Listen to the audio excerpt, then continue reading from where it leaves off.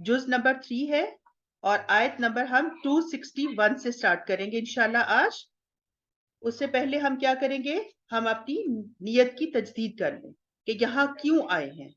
क्योंकि हम इंसान हैं और हमें अपनी नीयत की तजदीद हर वक्त करनी है। हर अमल से पहले हमें ये हमारी रूटीन बन जानी चाहिए। हमारी जिंदगी का एक, जैसा हम खाना खाते बिस्मिल्लाह पढ़ते हैं ना, तो हमें हर अच्छा काम करने से पहले क्या करना है, अपनी नीयत की तजदीद करनी है कि हम यहाँ क्यों आए हैं, या हम ये काम कैसे कर रहे हैं, किसके लिए कर रहे हैं और किस शौक से कर रहे हैं। तो अपने दिल की हालत का जायजा ले लीजिए, और क्या मेरा दिल जो है वो अल्लाह की तरफ मुतवज्जो है, क्या मैं तमाम दुनिया से कट के इस टाइम अल्लाह के साथ अपना रिश्ता जोड़ के बैठी हूँ। तो ये हमारी क्या है, नीयत की तजदीद है। और फिर अस्माए हुस्ना, फिर एक दफा बताऊंगी कि आपने अपनी इस अस्माए हुस्ना के ऊपर जरूर अंडरलाइन करना है, ठीक है, अपने पारे के ऊपर। और ताकि अल्लाह की मोहब्बत जो है ना वो आपके दिल में उजागर हो, अल्लाह की जो सिफात है वो आपके सामने आएंगी, तो अल्लाह की मोहब्बत जो है वो पैदा होती है, और ये अल्लाह की मोहब्बत की अलामतें हैं। नबी सल्लल्लाहु अलैहि वसल्लम का फरमान है, जो लोग अल्लाह के जिक्र के लिए बैठे होते हैं, जो लोग अल्लाह के जिक्र के लिए बैठे होते हैं, फरिश्ते इन्हें घेर लेते हैं और रहमत इन्हें ढांप लेती है और सकीनत इन पर नाजिल होती है, और अल्लाह इनका जिक्र अपने पास मौजूद फरिश्तों से करते हैं। इज्तिमाई तौर पर अल्लाह को याद करना और किताब को पढ़ना, जो हम यहाँ पर अल्हम्दुलिल्लाह कर रहे हैं, फजीलत का काम है। एक और हदीस में है, आपने फरमाया, अल्लाह के कुछ फरिश्ते ऐसे हैं जो रास्तों में फिरते हैं, यानी गलियों और बाजारों में फिरते हैं, जो अल्लाह का जिक्र करने वालों की तलाश में रहते हैं। फिर जहां उनको वो लोगों को पा लेते हैं जहां जिक्र हो रहा होता है, एक दूसरे को आवाज देते हैं कि आओ, हमारा मतलब हासिल हो गया है। गोया वो आप लोगों को ढूंढ रहे हैं। जो हम सब यहाँ बैठे हैं, वो फरिश्ते हमारी गलियों में फिर के हमें ढूंढ रहे हैं कि कहाँ हम इकट्ठे बैठ के अल्लाह का जिक्र कर रहे हैं, माशाल्लाह। गोया वो आप लोगों को ढूंढ रहे हैं, फिर वो पहले आसमान पर उन पर उमड़ आते हैं। इस फासले को सोचें, वहां तक इकट्ठे हो जाते हैं जहां बादल उमड़ के आते हैं। तो मजलिस के खत्म होने पर वो वापस जाते हैं और उनका रब पूछता है, हालांकि वो अपने हमारा रब जो है वो अपने बंदों के मुतालिक सब कुछ जानता है, लेकिन क्या है कि वो कहते हैं कि अल्लाह पूछते हैं कि कहाँ से आए हो और वो क्या कर रहे थे, बंदे मेरे क्या कर रहे थे, तो वो बताएंगे कि वो हमद बयान कर रहे थे आपकी, फिर पाकी बयान कर रहे थे, अजमत बयान कर रहे थे और तेरी बड़ाई बयान कर रहे थे। तो तस्बीह कर लेते हैं, सुबहानल्लाहि वल्हम्दुलिल्लाहि वला इलाहा इल्लल्लाहु वल्लाहु अकबर। सुबहानल्लाहि वल्हम्दुलिल्लाहि वला इलाहा इल्लल्लाहु वल्लाहु अकबर। सुबहानल्लाहि वल्हम्दुलिल्लाहि वला इलाहा इल्लल्लाहु वल्लाहु अकबर। बिल्कुल यही तस्बीह फरिश्ते बयान करेंगे, ठीक है। तो फरिश्तों को गवाह रहना है कि हमने भी ये तस्बीह पढ़ ली है, तो फरिश्ते भी हमारी इंशाल्लाह अल्लाह के सामने गवाही देंगे कि तेरे बंदों ने तेरी ये तस्बीह पढ़ी है। फिर अल्लाह ताला फरमाते हैं, क्या उन्होंने मुझे देखा? तो वो कहेंगे कि नहीं, अल्लाह की कसम उन्होंने नहीं देखा। उस पर अल्लाह फरमाते हैं, उस वक्त उनका क्या हाल होता जब वो मुझे देख लेते। तो वो जवाब देंगे, अगर वो तेरा दीदार कर लेते तो तेरी इबादत और भी ज्यादा खुशू खुजू से करते, तेरी बड़ाई तस्बीह इससे भी ज्यादा करते, तो फिर किसी काम में दिल ही ना लगता, सिर्फ वो यही करते रहते। फिर वो मुझसे क्या मांगते हैं? आपको हमें क्या अल्लाह ताला से चाहिए? हमें क्या अल्लाह ताला से चाहिए? हमें जन्नत चाहिए अल्लाह से। तो अल्लाह पूछेंगे वो मुझसे क्या चाहते हैं? तो तभी फरिश्ते कहेंगे कि वो जन्नत मांगते हैं। और अगर हम जन्नत के तलबगार नहीं हैं, तो हमें क्या है कि अपनी नियत में हार्ड वर्क और दुआएं जो हैं वो शामिल कर लेनी चाहिए आज से। तो हमारी मांगना क्या है? हमारा जन्नत। तो कैसे जन्नत मिलेगी? इन चीजों पर हमने फोकस करना है कि हमने जन्नत कैसे हासिल करनी है। फिर अल्लाह ताला फरमाएंगे, क्या उन्होंने जन्नत को देखा? फरिश्ते कहेंगे नहीं, तो अल्लाह ताला फरमाएंगे, تو ان کا اس وقت کیا عالم ہوتا اگر انہوں نے جنت کو دیکھا ہوتا، تو پھر کتنا شوق بڑھ جاتا. فرشتے جواب دیں گے اگر دیکھا ہوتا تو اور بھی زیادہ خواہش مند ہو جاتے. اپنے دل سے اس طلب کو پوچھیں کتنی کتنی دفعہ ہمیں یہ خیال آتا ہے کہ ہمیں جنت میں جانا ہے، ہم نے جنت حاصل کرنی ہے، میں کچھ کر لوں تاکہ وہاں پہنچوں. تو جنت کے بارے میں ہمیں بہت سنجیدہ ہونا ہے. اور دنیا کے گھر کی جتنی ہمیں فکر ہوتی ہے، کیا ہمیں جنت کی فکر اتنی ہوتی ہے؟ ہم نے یہ بات اپنے دل سے پوچھنی ہے. ہمیں اپنی خواہشات کا رخ کیا ہے بدل لینا ہے. بدل کے ہمیں کیا کرنا ہے؟ دنیا کے گھر سے بہتر گھر حاصل کرنے کی تگودعا میں لگ جانا ہے، اس کی چاہت کرنی ہے. پھر اللہ تعالیٰ پوچھے گا وہ کس چیز سے پناہ چاہتے تھے؟ تو فرشتے کہیں گے دوزخ سے. دنیا میں ہم بہت سی چیزوں سے ڈرتے ہیں، سیلاب، زلزلہ، دیکھیں ہم ان چیزوں سے کتنا خوف زدہ ہوتے ہیں جب آتا ہے. تو کیا ہم نے جہنم کا کبھی خوف کھایا اپنے اندر؟ کیا ہمیں رات کو یہ تو ہوتا ہے کہ کہیں زلزلہ نہ آ جائے، کہیں چھت نہ ہمارے اوپر گر جائے، لیکن ہم نے کبھی جہنم کے بارے میں نہیں سوچا کہ ہم کہیں جہنم میں نہ چلے جائیں.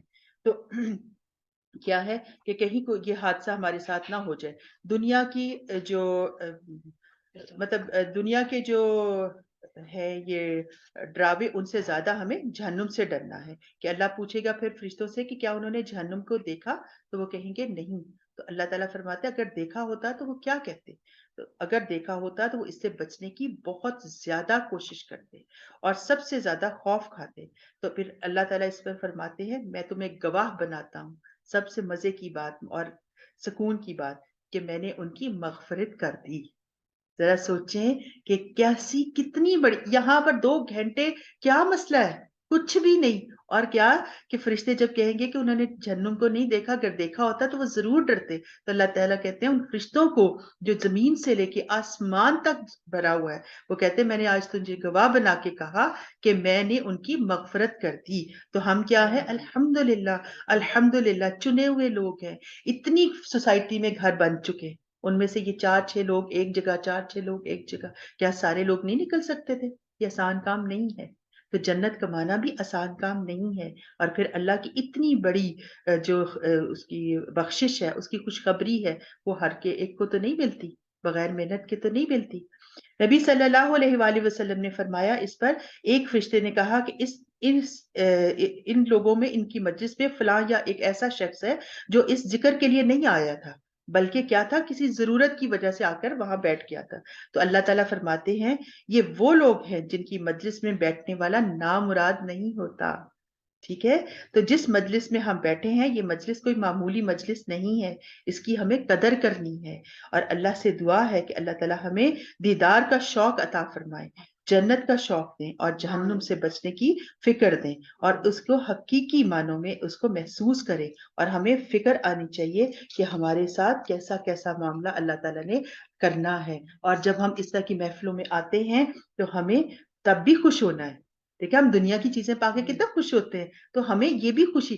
جب ہم اپنے سیرت کی کتاب پڑھتے تھے تو جب نبی صلی اللہ علیہ وسلم کی آتا تھا نا کہ وہ خوشخبری دینے والا، ڈرانے والا بنا کے بھیجا، تو ہماری اساتذہ کہتی تھی آپ کے چہروں میں خوشی کیوں نہیں آئی؟ آپ کے چہروں پہ مسکراہٹ آنی چاہیے کہ آپ پڑھ رہے ہیں کہ آپ کے نبی آپ کے لیے خوشخبری دینے والا بھیجا ہے، اور ہر ایک کو تو نہیں ہے مل رہی. تو اس وقت ہمیں بھی خوش ہونا چاہیے کہ الحمدللہ اللہ تعالیٰ نے ہمیں یہ توفیق دی ہے، اسی کی توفیق ہے کہ ہم یہاں پہ اکٹھے ہیں. الحمدللہ. چلیں ہم اپنا پارا شروع کرتے ہیں. 261 آیت ہے مثل الذین ينفقون اموالهم فی سبیل اللہ کمثل حبة انبتت 7 سنابل فی کل سنبلة مئة حبة واللہ یضاعف لمن یشاء واللہ واسع علیم. پھر ساتھ ہی اللہ تعالیٰ کی واسع علیم جو ہے وہ صفت آ گئی ہمارے سامنے. جو لوگ اپنے مال اللہ کے راہ میں صرف کرتے ہیں ان کے خرچ کی مثال ایسی ہے جیسے ایک دانہ بویا جائے اور اس سے 7 بالیاں نکلیں اور ہر بالی میں 100 دانے ہوں. اس طرح اللہ جس کے عمل کو چاہتا ہے افزونی عطا فرماتا ہے، یعنی اس کو بڑھا دیتا ہے. وہ فراخ دست بھی ہے اور علیم بھی ہے. جو لوگ اپنے مال اللہ کے راستے میں خرچ کرتے ہیں اور خرچ کر کے پھر احسان نہیں جتاتے، نہ دکھ دیتے ہیں، ان کا اجر ان کے رب کے پاس ہے اور ان کے لیے کوئی غم نہیں ہے. उनके लिए कोई गम नहीं है और रंज नहीं है। एक मीठा बोल और किसी नागवार बात पर जरा सी चश्मपोशी उस खैरात से बेहतर है जिसके पीछे दुख हो। अल्लाह ताला बेनियाज है और बुर्दबारी उसकी सिफत है। ए ईमान लाने वालों, अपने सदकात को एहसान जताकर और दुख देकर जाया मत करो, देकर जाया मत करो। उस शख्स की तरह खाक में ना मिला दो जो अपना माल महज लोगों के दिखाने को खर्च करता है और ना अल्लाह पर ईमान रखता है और ना आखिरत पर ईमान रखता है। तो इसमें क्या दो किरदारों का हमें पता चल रहा है कि एक दुनिया में एक देता भी है और साथ उसके क्या करता है, दुख देता है, यानी दे के तो तकलीफ दे बातें करता है, और दूसरा ये है कि वो दे नहीं सकता लेकिन क्या करता है, दिल खुश कर देने वाली बात करता है। ठीक है, तो हमें क्या करना है, अपने आप को देने वाला और दुख ना देने वाला बनाना है इंशाल्लाह। उसके खर्च की मिसाल ऐसी है जैसे एक चट्टान थी जिस पर मिट्टी की तह जमी हुई थी। उस पर जब जोर का मींह बरसा तो सारी मिट्टी बह गई और साफ चट्टान की चट्टान रह गई। ऐसे लोग अपने नजदीक खैरात करके जो नेकी कमाते हैं उससे कुछ भी उनके हाथ नहीं आता, और काफरों को सीधी राह दिखाना अल्लाह का दस्तूर नहीं है। बखलाफ उसके जो लोग अपने माल महज अल्लाह की रजाजोई के लिए दिल के पूरे सबात व करार के साथ खर्च करते हैं, उनके खर्च की मिसाल ऐसी है जैसे किसी सदा मुर्तफा पर एक बाग हो और जोर की बारिश हो जाए तो दुगना फल लाए, और अगर जोर की बारिश ना भी हो तो एक हल्की फुहार ही उसके लिए काफी हो जाए। तुम जो कुछ करते हो सब अल्लाह की नजर में है, तो जो काम अल्लाह पर यकीन के साथ किया जाता है तो उसके लिए हल्की सी बारिश, हल्की सी फुहार भी काफी होती है। तो अल्लाह के यहाँ माल खर्च करने का जहाँ बहुत दर्जा है, वहाँ इन तीन चीजों से हमें बचने की भी बताया जा रहा है। वो कौन सी चीजें हैं? एक है मन, मन क्या है? एहसान जताना। दूसरा है रिया, दिखावा करना। और तीसरा है इजा, यानी दुख देना। तो इनसे बचना है और इनसे निकलना है, और एक रुपया रुपया जो है वो 700 गुना भी उसका अल्लाह ताला अजर इंशाल्लाह देंगे। रसूल सल्लल्लाहु अलैहि वसल्लम ने फरमाया, अपने बंदों को नेमतें पहुंचाने के लिए कुछ बतौर खास नेमतें अता करता है अल्लाह। कुछ को लिखने की कुव्वत दे देता है, कुछ को बोलने की कुव्वत दे देता है, कुछ को माल दे देता है, और कुछ को अच्छा मशवरा देने की ताकत देता है। अल्लाह उस बंदे के जरिए क्या करता है, बाकी तमाम बंदों को फायदा पहुंचाते हैं। और इस तरह बंदों को अल्लाह ताला ने जो जिनको वो चीज दी होती है वो अल्लाह ताला ने उन बंदों को दी होती है। तो अल्लाह फरमाते हैं अगर वो खर्च करता है, औरों को देता है, तो उसके इनामात नेमतें बरकरार रहती हैं। अगर वो रुक जाए तो अल्लाह उससे लेकर दूसरों को अता कर देते हैं। तो हमें अल्लाह ताला ने जो भी नेमत से नवाजा है, हमने उसको खर्च करना है, चाहे वो माल है, चाहे वो इल्म है। क्या तुम में से ये कोई पसंद करता है कि उसके पास हरा भरा बाग हो, नहरों से सैराब, अंगूरों खजूरों और अंगूरों और हर किस्म के फलों से लदा हुआ, और वो ऐन उस वक्त एक तेज भगोले की जद में आकर झुलस जाए, जबकि वो खुद बूढ़ा हो और उसके कमसिन बच्चे अभी किसी लायक ना हो। इस तरह अल्लाह अपनी बातें तुम्हारे सामने बयान करता है, शायद कि तुम गौर फिक्र करो। ऐ लोगों जो ईमान लाए हो, जो माल तुमने कमाए हैं और जो कुछ हमने जमीन में तुम्हारे लिए निकाला है, उसमें से एक बेहतर हिस्सा राह खुदा में खर्च करो। एक और उसूल जो है अल्लाह को देने के लिए बता दिया गया है कि अल्लाह के रास्ते में जो चीज देनी है वो खराब चीज नहीं देनी है, वो अच्छी चीज अल्लाह के रास्ते में देनी है।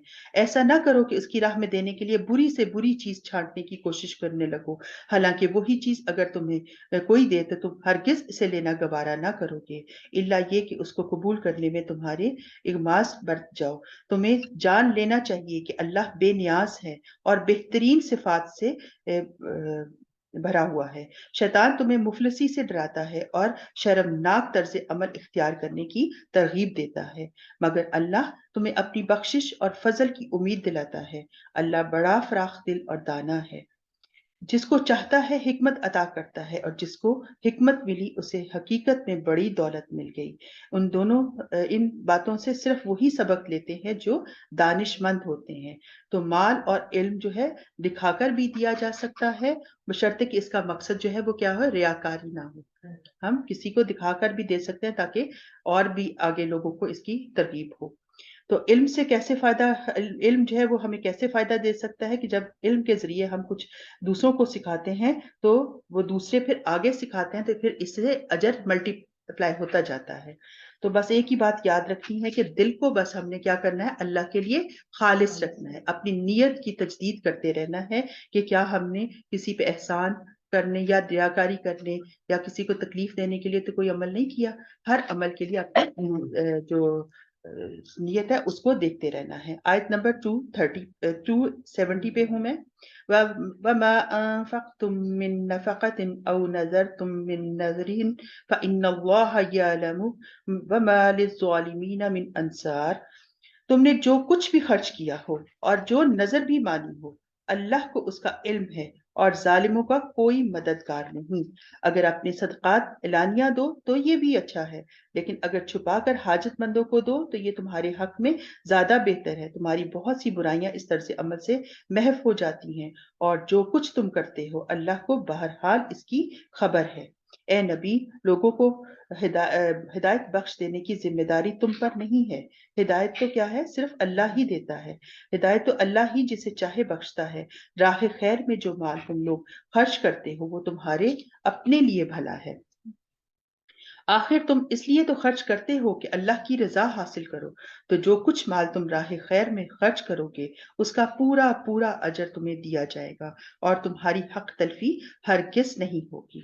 خاص طور پر مدد کے مستحق وہ تنگ دست لوگ ہیں جو اللہ کے کام میں ایسے گر گئے ہیں کہ اپنے ذاتی کسب معاش کے لیے زمین میں کوئی دوڑ دھوپ نہیں کر سکتے. ان کی خودداری دیکھ کر واقف آدمی گمان کرتا ہے کہ یہ خوشحال ہیں.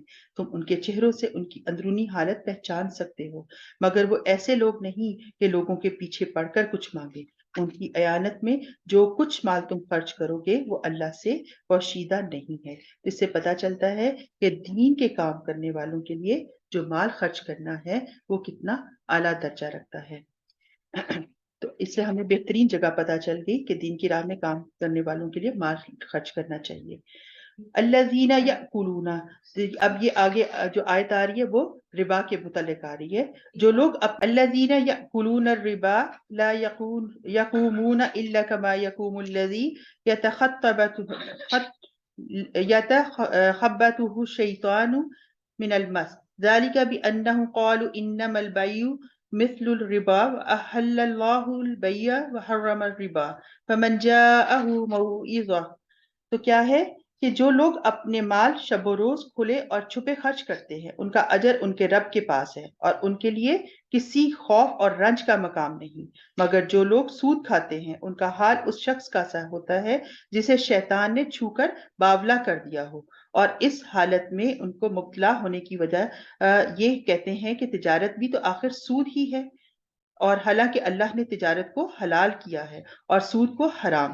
لہٰذا جس شخص کو اس کے رب کی طرف سے یہ نصیحت پہنچے اور آئندہ کے لیے وہ سود خوری سے باز آ جائے تو جو کچھ وہ پہلے کھا چکا سو کھا چکا.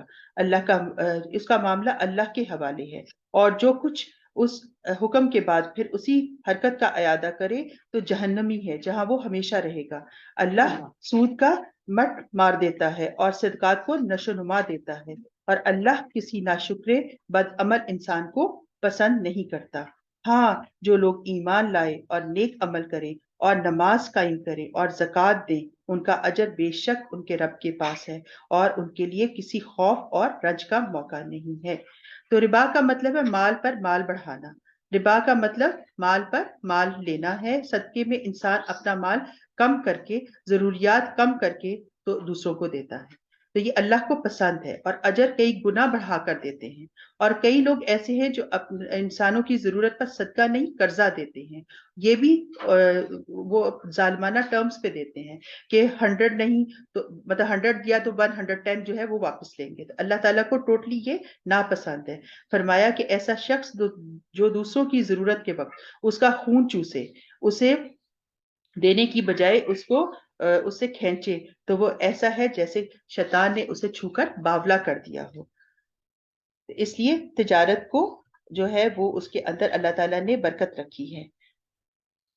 یا ایھا الذین آمنوا اتقوا اللہ وذروا ما بقی من الربا ان کنتم مؤمنین. اے لوگوں جو ایمان لائے ہو، خدا سے ڈرو اور جو کچھ تمہارا سود لوگوں پر باقی رہ گیا ہے اسے چھوڑ دو اگر واقعی تم ایمان لائے ہو، لیکن اگر تم نے ایسا نہ کیا تو آگاہ ہو جاؤ کہ اللہ اور اس کے رسول کی طرف سے تمہارے خلاف اعلان جنگ ہے۔ اب بھی تم توبہ کر لو اور سود کو چھوڑ دو تو اپنا اصل سرمایہ لینے کے تم حقدار ہو، نہ تم ظلم کرو نہ تم پر ظلم کیا جائے گا۔ تمہارا قرض دار تنگ دست ہو تو ہاتھ کھلنے تک اسے مہلت دو، اور جو صدقہ کر دو تو یہ تمہارے لیے زیادہ بہتر ہے اگر تم سمجھو۔ اس دن کی رسوائی اور مصیبت سے بچو جبکہ تم اللہ کی طرف واپس ہوگے، وہاں ہر شخص کو اس کی کمائی ہوئی نیکی یا بدی کا پورا پورا بدلہ مل جائے گا اور کسی پر ظلم نہیں ہوگا۔ تو نبی صلی اللہ علیہ وآلہ وسلم جو ہے وہ جب بھی مطلب کسی بستی میں انہوں نے فرمایا کہ جب بھی کسی بستی میں سود ظاہر ہوگا تو اپنے لیے عذاب، اس بستی میں عذاب جو ہے وہ ظاہر ہوگا، اور اپنے لیے وہ عذاب جو ہے وہ اکٹھا کریں گے حلال اکٹھا کرنے کی بجائے۔ تو سود سے منع کیا گیا ہے۔ اے لوگوں جو ایمان لائے ہو، جس کسی مقررہ مدت کے لیے تم آپس میں قرض کا لین دین کرو تو اسے لکھ لیا کرو۔ فریقین کے درمیان انصاف کے ساتھ ایک شخص دستاویز تحریر کرے جسے اللہ نے لکھنے پڑھنے کی قابلیت بخشی ہو، جسے اللہ نے لکھنے پڑھنے کی قابلیت بخشی ہو، اسے لکھنے سے انکار نہ کرنا چاہیے۔ وہ لکھے اور املا وہ شخص کرائے جس پر حق آتا ہے، یعنی قرض لینے والا، اور اسے اللہ اپنے رب سے ڈرنا چاہیے کہ جو معاملہ طے ہوا ہو اس میں کوئی کمی بیشی نہ کرے۔ تو اس میں قرض لینے کے لیے کیا ہے کہ ہمیں اس میں شرمانا نہیں چاہیے کہ لکھت پڑھت ہونی ہے، بلکہ یہ اللہ تعالیٰ کا حکم ہے کہ لکھت پڑھت کر کے ایک دوسرے کو قرض دو تاکہ آگے جا کے کوئی مسئلہ اور ایک دوسرے کے ساتھ کسی قسم کا کوئی لڑائی جھگڑا نہ پیدا ہو۔ لیکن اگر قرض لینے والا خود نادان یا ضعیف ہو یا املا نہ کرا سکتا ہو تو اس کا ولی انصاف کے ساتھ املا کرائے، پھر اپنے مردوں میں سے دو آدمیوں کی اس پر گواہی کر لو، اور اگر دو مرد نہ ہوں تو ایک مرد اور دو عورتیں ہوں، تاکہ ایک بھول جائے تو دوسری اسے یاد دلا دے۔ ساتھ ہی دو عورتوں کی کلیئرٹی بھی اللہ تعالیٰ نے دے دی کہ دو عورتیں کیوں کہا، کیونکہ ہمارے درمیان یہ اکثر عورتوں میں جنگ جاری رہتی ہے کہ دو عورتیں کیوں، ہماری گواہی پوری کیوں نہیں۔ تو ساتھ ہی اللہ نے بتا دیا کہ ایک بھول جائے، کیونکہ عورت ذرا ذہنی طور پہ اور ایموشنلی ذرا کمزور ہوتی ہے، اور اس کی بیماری اور ہر چیز اس کے ساتھ لگی رہتی ہے، بچے سب کچھ، تو اس سے یہ بتایا جا رہا ہے کہ ایک بھول جائے تو دوسری اسے یاد دلا دے، اس وجہ سے دو عورتیں کہی گئی ہیں۔ یہ گواہ ایسے لوگوں میں سے ہونے چاہیے جن کی گواہی تمہارے درمیان مقبول ہو۔ گواہوں کو جب گواہ بننے کے لیے کہا جائے تو انہیں انکار نہ کرنا چاہیے، معاملہ خواہ چھوٹا ہو یا بڑا۔ میعاد کی تعین کے ساتھ اس کی دستاویز لکھوا لینے میں تساہل نہ کرو، اللہ کے نزدیک یہ طریقہ تمہارے لیے زیادہ انصاف پر مبنی ہے۔ تو کیا کرنا ہے کہ ہمیں آخرت کی فکر کرنی ہے، اور مالی معاملات غلط طریقے سے نہیں کرنے ہیں، اور ان مالی معاملات میں غلط طریقوں کو چھوڑ دینا ہے۔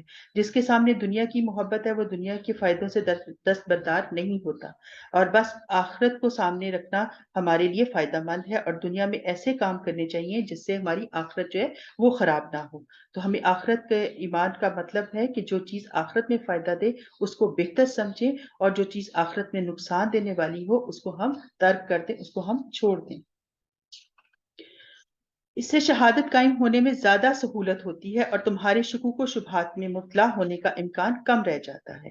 ہاں، جو تجارتی لین دین دست بدست تم لوگ آپس میں کرتے ہو ان کو نہ لکھا جائے تو کوئی حرج نہیں، مگر تجارتی معاملے طے کرتے وقت گواہ کر لیا کرو، کاتب اور گواہ کو ستایا نہ جائے۔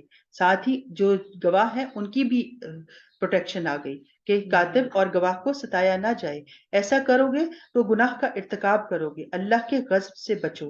وہ تم کو صحیح طریقے عمل کی تعلیم دیتا ہے اور اسے ہر چیز کا علم ہے، شیء علیم۔ پھر اللہ تعالیٰ کی صفت آ گئی۔ اگر تم سفر کی حالت میں ہو اور دستاویز لکھنے کے لیے کوئی کاتب نہ ملے تو رہن پر معاملہ کر لو۔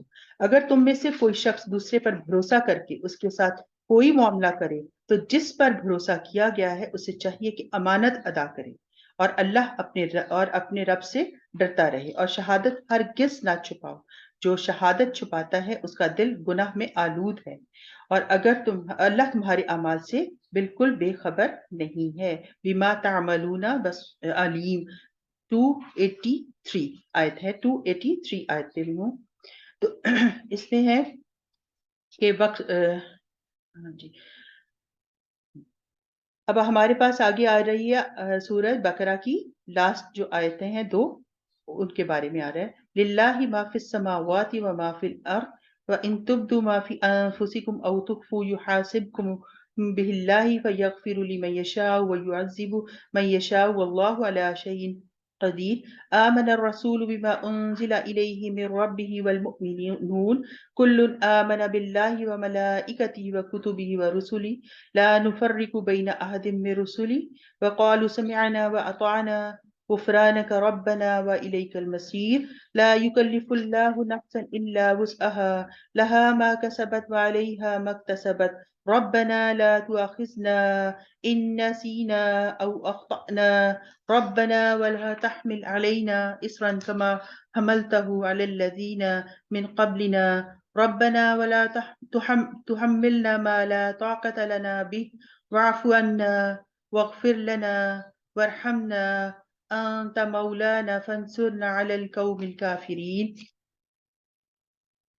رسول کی اس ہدایت پر ایمان لائے. آسمان اور زمین میں جو کچھ ہے سب اللہ کا ہے.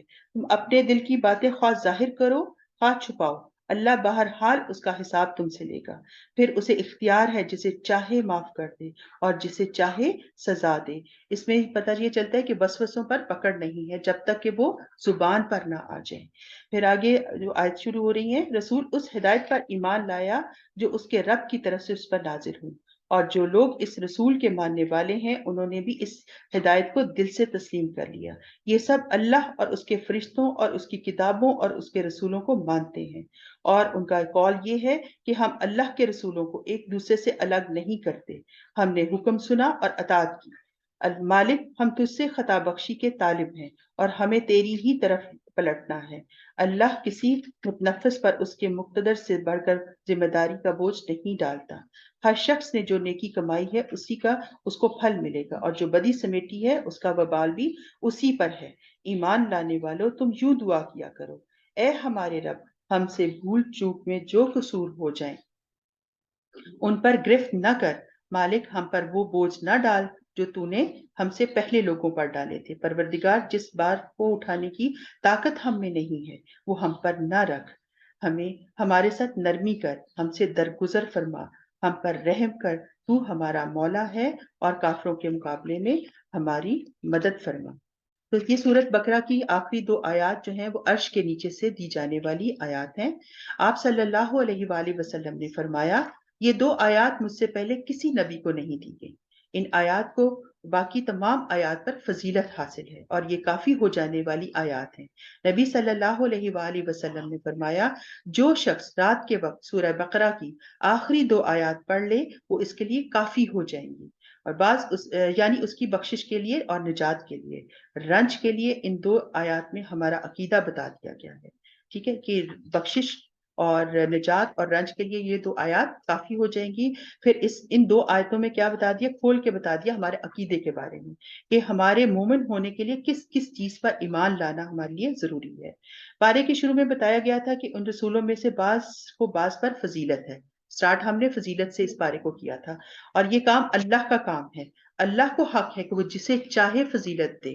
ہمارا کام صرف یہ ہے کہ ہم پیغمبروں پر ایمان لائیں, تو اور ان میں سے کسی کے درمیان فرق نہ ڈالیں, یعنی ہم میں سے کسی ایک کو دوسرے پر ترجیح دینے کی. ہم پڑھ رہے تھے کہ ہمیں نبیوں کے درمیان ہم میں فرق کرنے کی اللہ تعالیٰ نے کوئی حق نہیں دیا. یہ اللہ کا کام ہے, وہ اپنی حکمت سے ان کو ایک دوسرے پر فضیلت دیتا ہے, اور ہمیں جھگڑنا نہیں چاہیے. تمام پیغمبروں پر ایمان لانا چاہیے.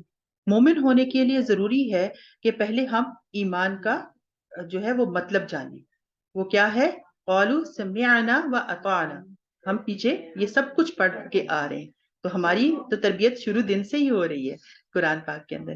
تو ہم نے کیا کہنا ہے, سمعنا واطعنا, یہ ہمارا ایمان کی مضبوطی ہے کہ ہم نے سنی بات اور پیغمبروں کی, اور جو پیغام انہوں نے پہنچایا ہم نے ان کی اطاعت کی. تو پھر تیری ہی بخشش چاہتے ہیں اور تیری ہی طرف پلٹنا ہے. اے ہمارے رب, یعنی ایمان لا کر اطاعت کر کے بھی ڈرتے رہیں. یہ نہیں ہے کہ ہم ایمان لیا اور اطاعت کی تو ہم بے خوف ہو جائیں، نہیں، پھر بھی ڈرتے رہیں، فکر مند رہیں، اپنی آخرت کے بارے میں، اپنی آخرت کے بارے میں، اور بخشش کے طلبگار ہیں۔ پھر ایک بہت بڑا اور ہمیں یہاں قاعدہ اللہ تعالیٰ بتا رہے ہیں، ایک منٹ، یہاں پہ ہمیں ایک اور بڑا قاعدہ اللہ تعالیٰ بتا رہے ہیں کہ ہمیں کہ کسی جان کو اس کی وسعت سے زیادہ، اس کی طاقت سے زیادہ اللہ تعالیٰ بوجھ نہیں ڈالتا، اس پر مشکل نہیں ڈالتا۔ جو جتنی مشکل اٹھانے کے قابل ہوتا ہے اللہ تعالیٰ اس پر اتنی ہی مشکل ڈالتا ہے۔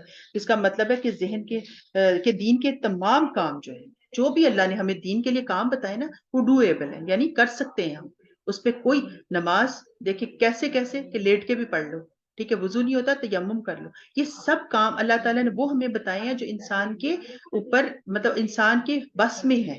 بس سے باہر اللہ نے کوئی کام ایسا رکھا ہی نہیں، اور خاص طور پہ دین کا کام۔ تو ہمیں کیا کرنا ہے کہ ہمیں ان کو اچھے سے کرنا ہے اور اچھا بدلہ اللہ سے لینا ہے، اور بری چیزوں کی طرف دھیان نہیں کرنا۔ ہمیں اپنی 5 وقت کی نماز کا خیال کرنا ہے۔ سال میں 1 مہینہ روزے رکھنے کا کہا گیا، تو اس کا مطلب ہے کہ یہ انسان کے لیے آسان ہے، مشکل نہیں ہے۔ لیکن اس کے اندر کیسے کیسے بیماریاں دور ہو جاتی ہیں، کہ ہر بیماری کی شفا بھی روزہ ہی رکھا ہوا ہے، ٹھیک ہے، یہ نہیں ہے کہ بیمار ہو گیا تو انسان روزہ نہیں رکھ سکتا۔ تو اللہ تعالیٰ نے کیا کیا ہے کہ جو بھی ہمیں دین کا کام بتایا ہے وہ کیا ہے، وہ ڈویبل ہے۔ اور پھر ہمیں مزید دعا بھی سکھا دی کہ اے اللہ، ہم بھول جائیں تو ہمیں ہماری پکڑ نہ کرنا، ایسے بوجھ نہ ڈالنا جسے پہلے لوگوں پر مشکلات آئیں اور ہماری طاقت سے زیادہ ہوں۔ تو ہمیں یہ دعا بھی کرتے رہنا چاہیے ساتھ ساتھ۔ یہ دعا کیوں کریں؟ کیونکہ انسان کے لیے دین ٹیسٹ ہے، ٹھیک ہے، مشکل ٹیسٹ ہوتا ہے۔ اے اللہ، جو لوگ تیرے حق کے انکاری ہیں، مجھے ان کے مقابلے میں عملی، علمی اور اخلاقی طور پر برتری عطا کر، تاکہ میں تیری اطاعت میں پیچھے نہ رہ جاؤں۔ اور ان کے پڑھنے کے بعد دعا، ہاں، پھر یہ ہے کہ جو ہمارے پاس اللہ تعالیٰ نے اس اللہ تعالیٰ کے اسماء حسنی آئے ہیں، وہ کیا ہے، ان کے پڑھنے کے بعد دعا قبول ہوتی ہے۔ تو ہم سب اللہ سے دعا کر لیتے ہیں کہ اللہ تعالیٰ ہم لوگوں کو علم اور عمل کرنے دونوں کی توفیق عطا کر، اور ہمارے اوپر ایسی مشکل نہ ڈال جو ہمارے کندھے اٹھانے کے قابل نہ ہو۔ آمین یا رب العالمین۔ الحمدللہ، الحمدللہ، ہماری سورہ بقرہ جو ہے وہ اللہ تعالیٰ نے اپنے کرم کے ساتھ پوری کروائی۔ اللہ کا بہت احسان ہے، شکر الحمدللہ، الحمدللہ۔ اور اگلی ہم جو سورت شروع کرنے جا رہے ہیں وہ آل عمران ہے۔ اس سورت کی بھی ماشاءاللہ بہت زیادہ فضیلت ہے، اللہ تعالیٰ نے اس کی بھی رکھی۔ سورت بقرہ کی طرح سورت آل عمران بھی قیامت کے دن بادل، سائبان اور پرندوں کی قطار کی شکل میں، بادل، سائبان اور پرندوں کی قطار کی شکل میں آگے آئے گی، اور اپنے پڑھنے والے کے لیے سفارش کرے گی۔ تو دیکھیں کہ ہمیں تو کچھ دنیا میں کسی سے مانگنے کی، کسی کے ہیلپ کی ضرورت ہی نہیں ہے۔ اللہ تعالیٰ نے کیسے ہمارے لیے قرآن پاک میں کیا کیا چیزیں رکھی ہیں کہ ہمیں اپنی حفاظت کے لیے، ہمیں اپنے ساتھ کے لیے، ہمیں اپنے زاد راہ جو ہم نے ساتھ لے کے جانا، اس کے انتظامات اللہ نے کر کے ہمیں دیے ہیں، الحمدللہ۔ بسم اللہ الرحمن الرحیم، الف لام میم، اللہ لا الہ الا هو الحی القیوم نزل علیک الكتاب بالحق مصدقا لما بین یدیہ وأنزل التوراة والإنجیل من قبل هدى للناس وأنزل الفرقان۔ الف لام میم، اللہ وہ زندہ جاوید ہستی جو نظام کائنات کو سنبھالے ہوئے ہے، حقیقت میں اس کے سوا کوئی خدا نہیں۔ اے نبی صلی اللہ علیہ وآلہ وسلم، اس نے تم پر یہ کتاب نازل کی جو حق لے کر آئی ہے، اور ان کتابوں کی تصدیق کر رہی ہے جو پہلے سے آئی ہوئی تھی۔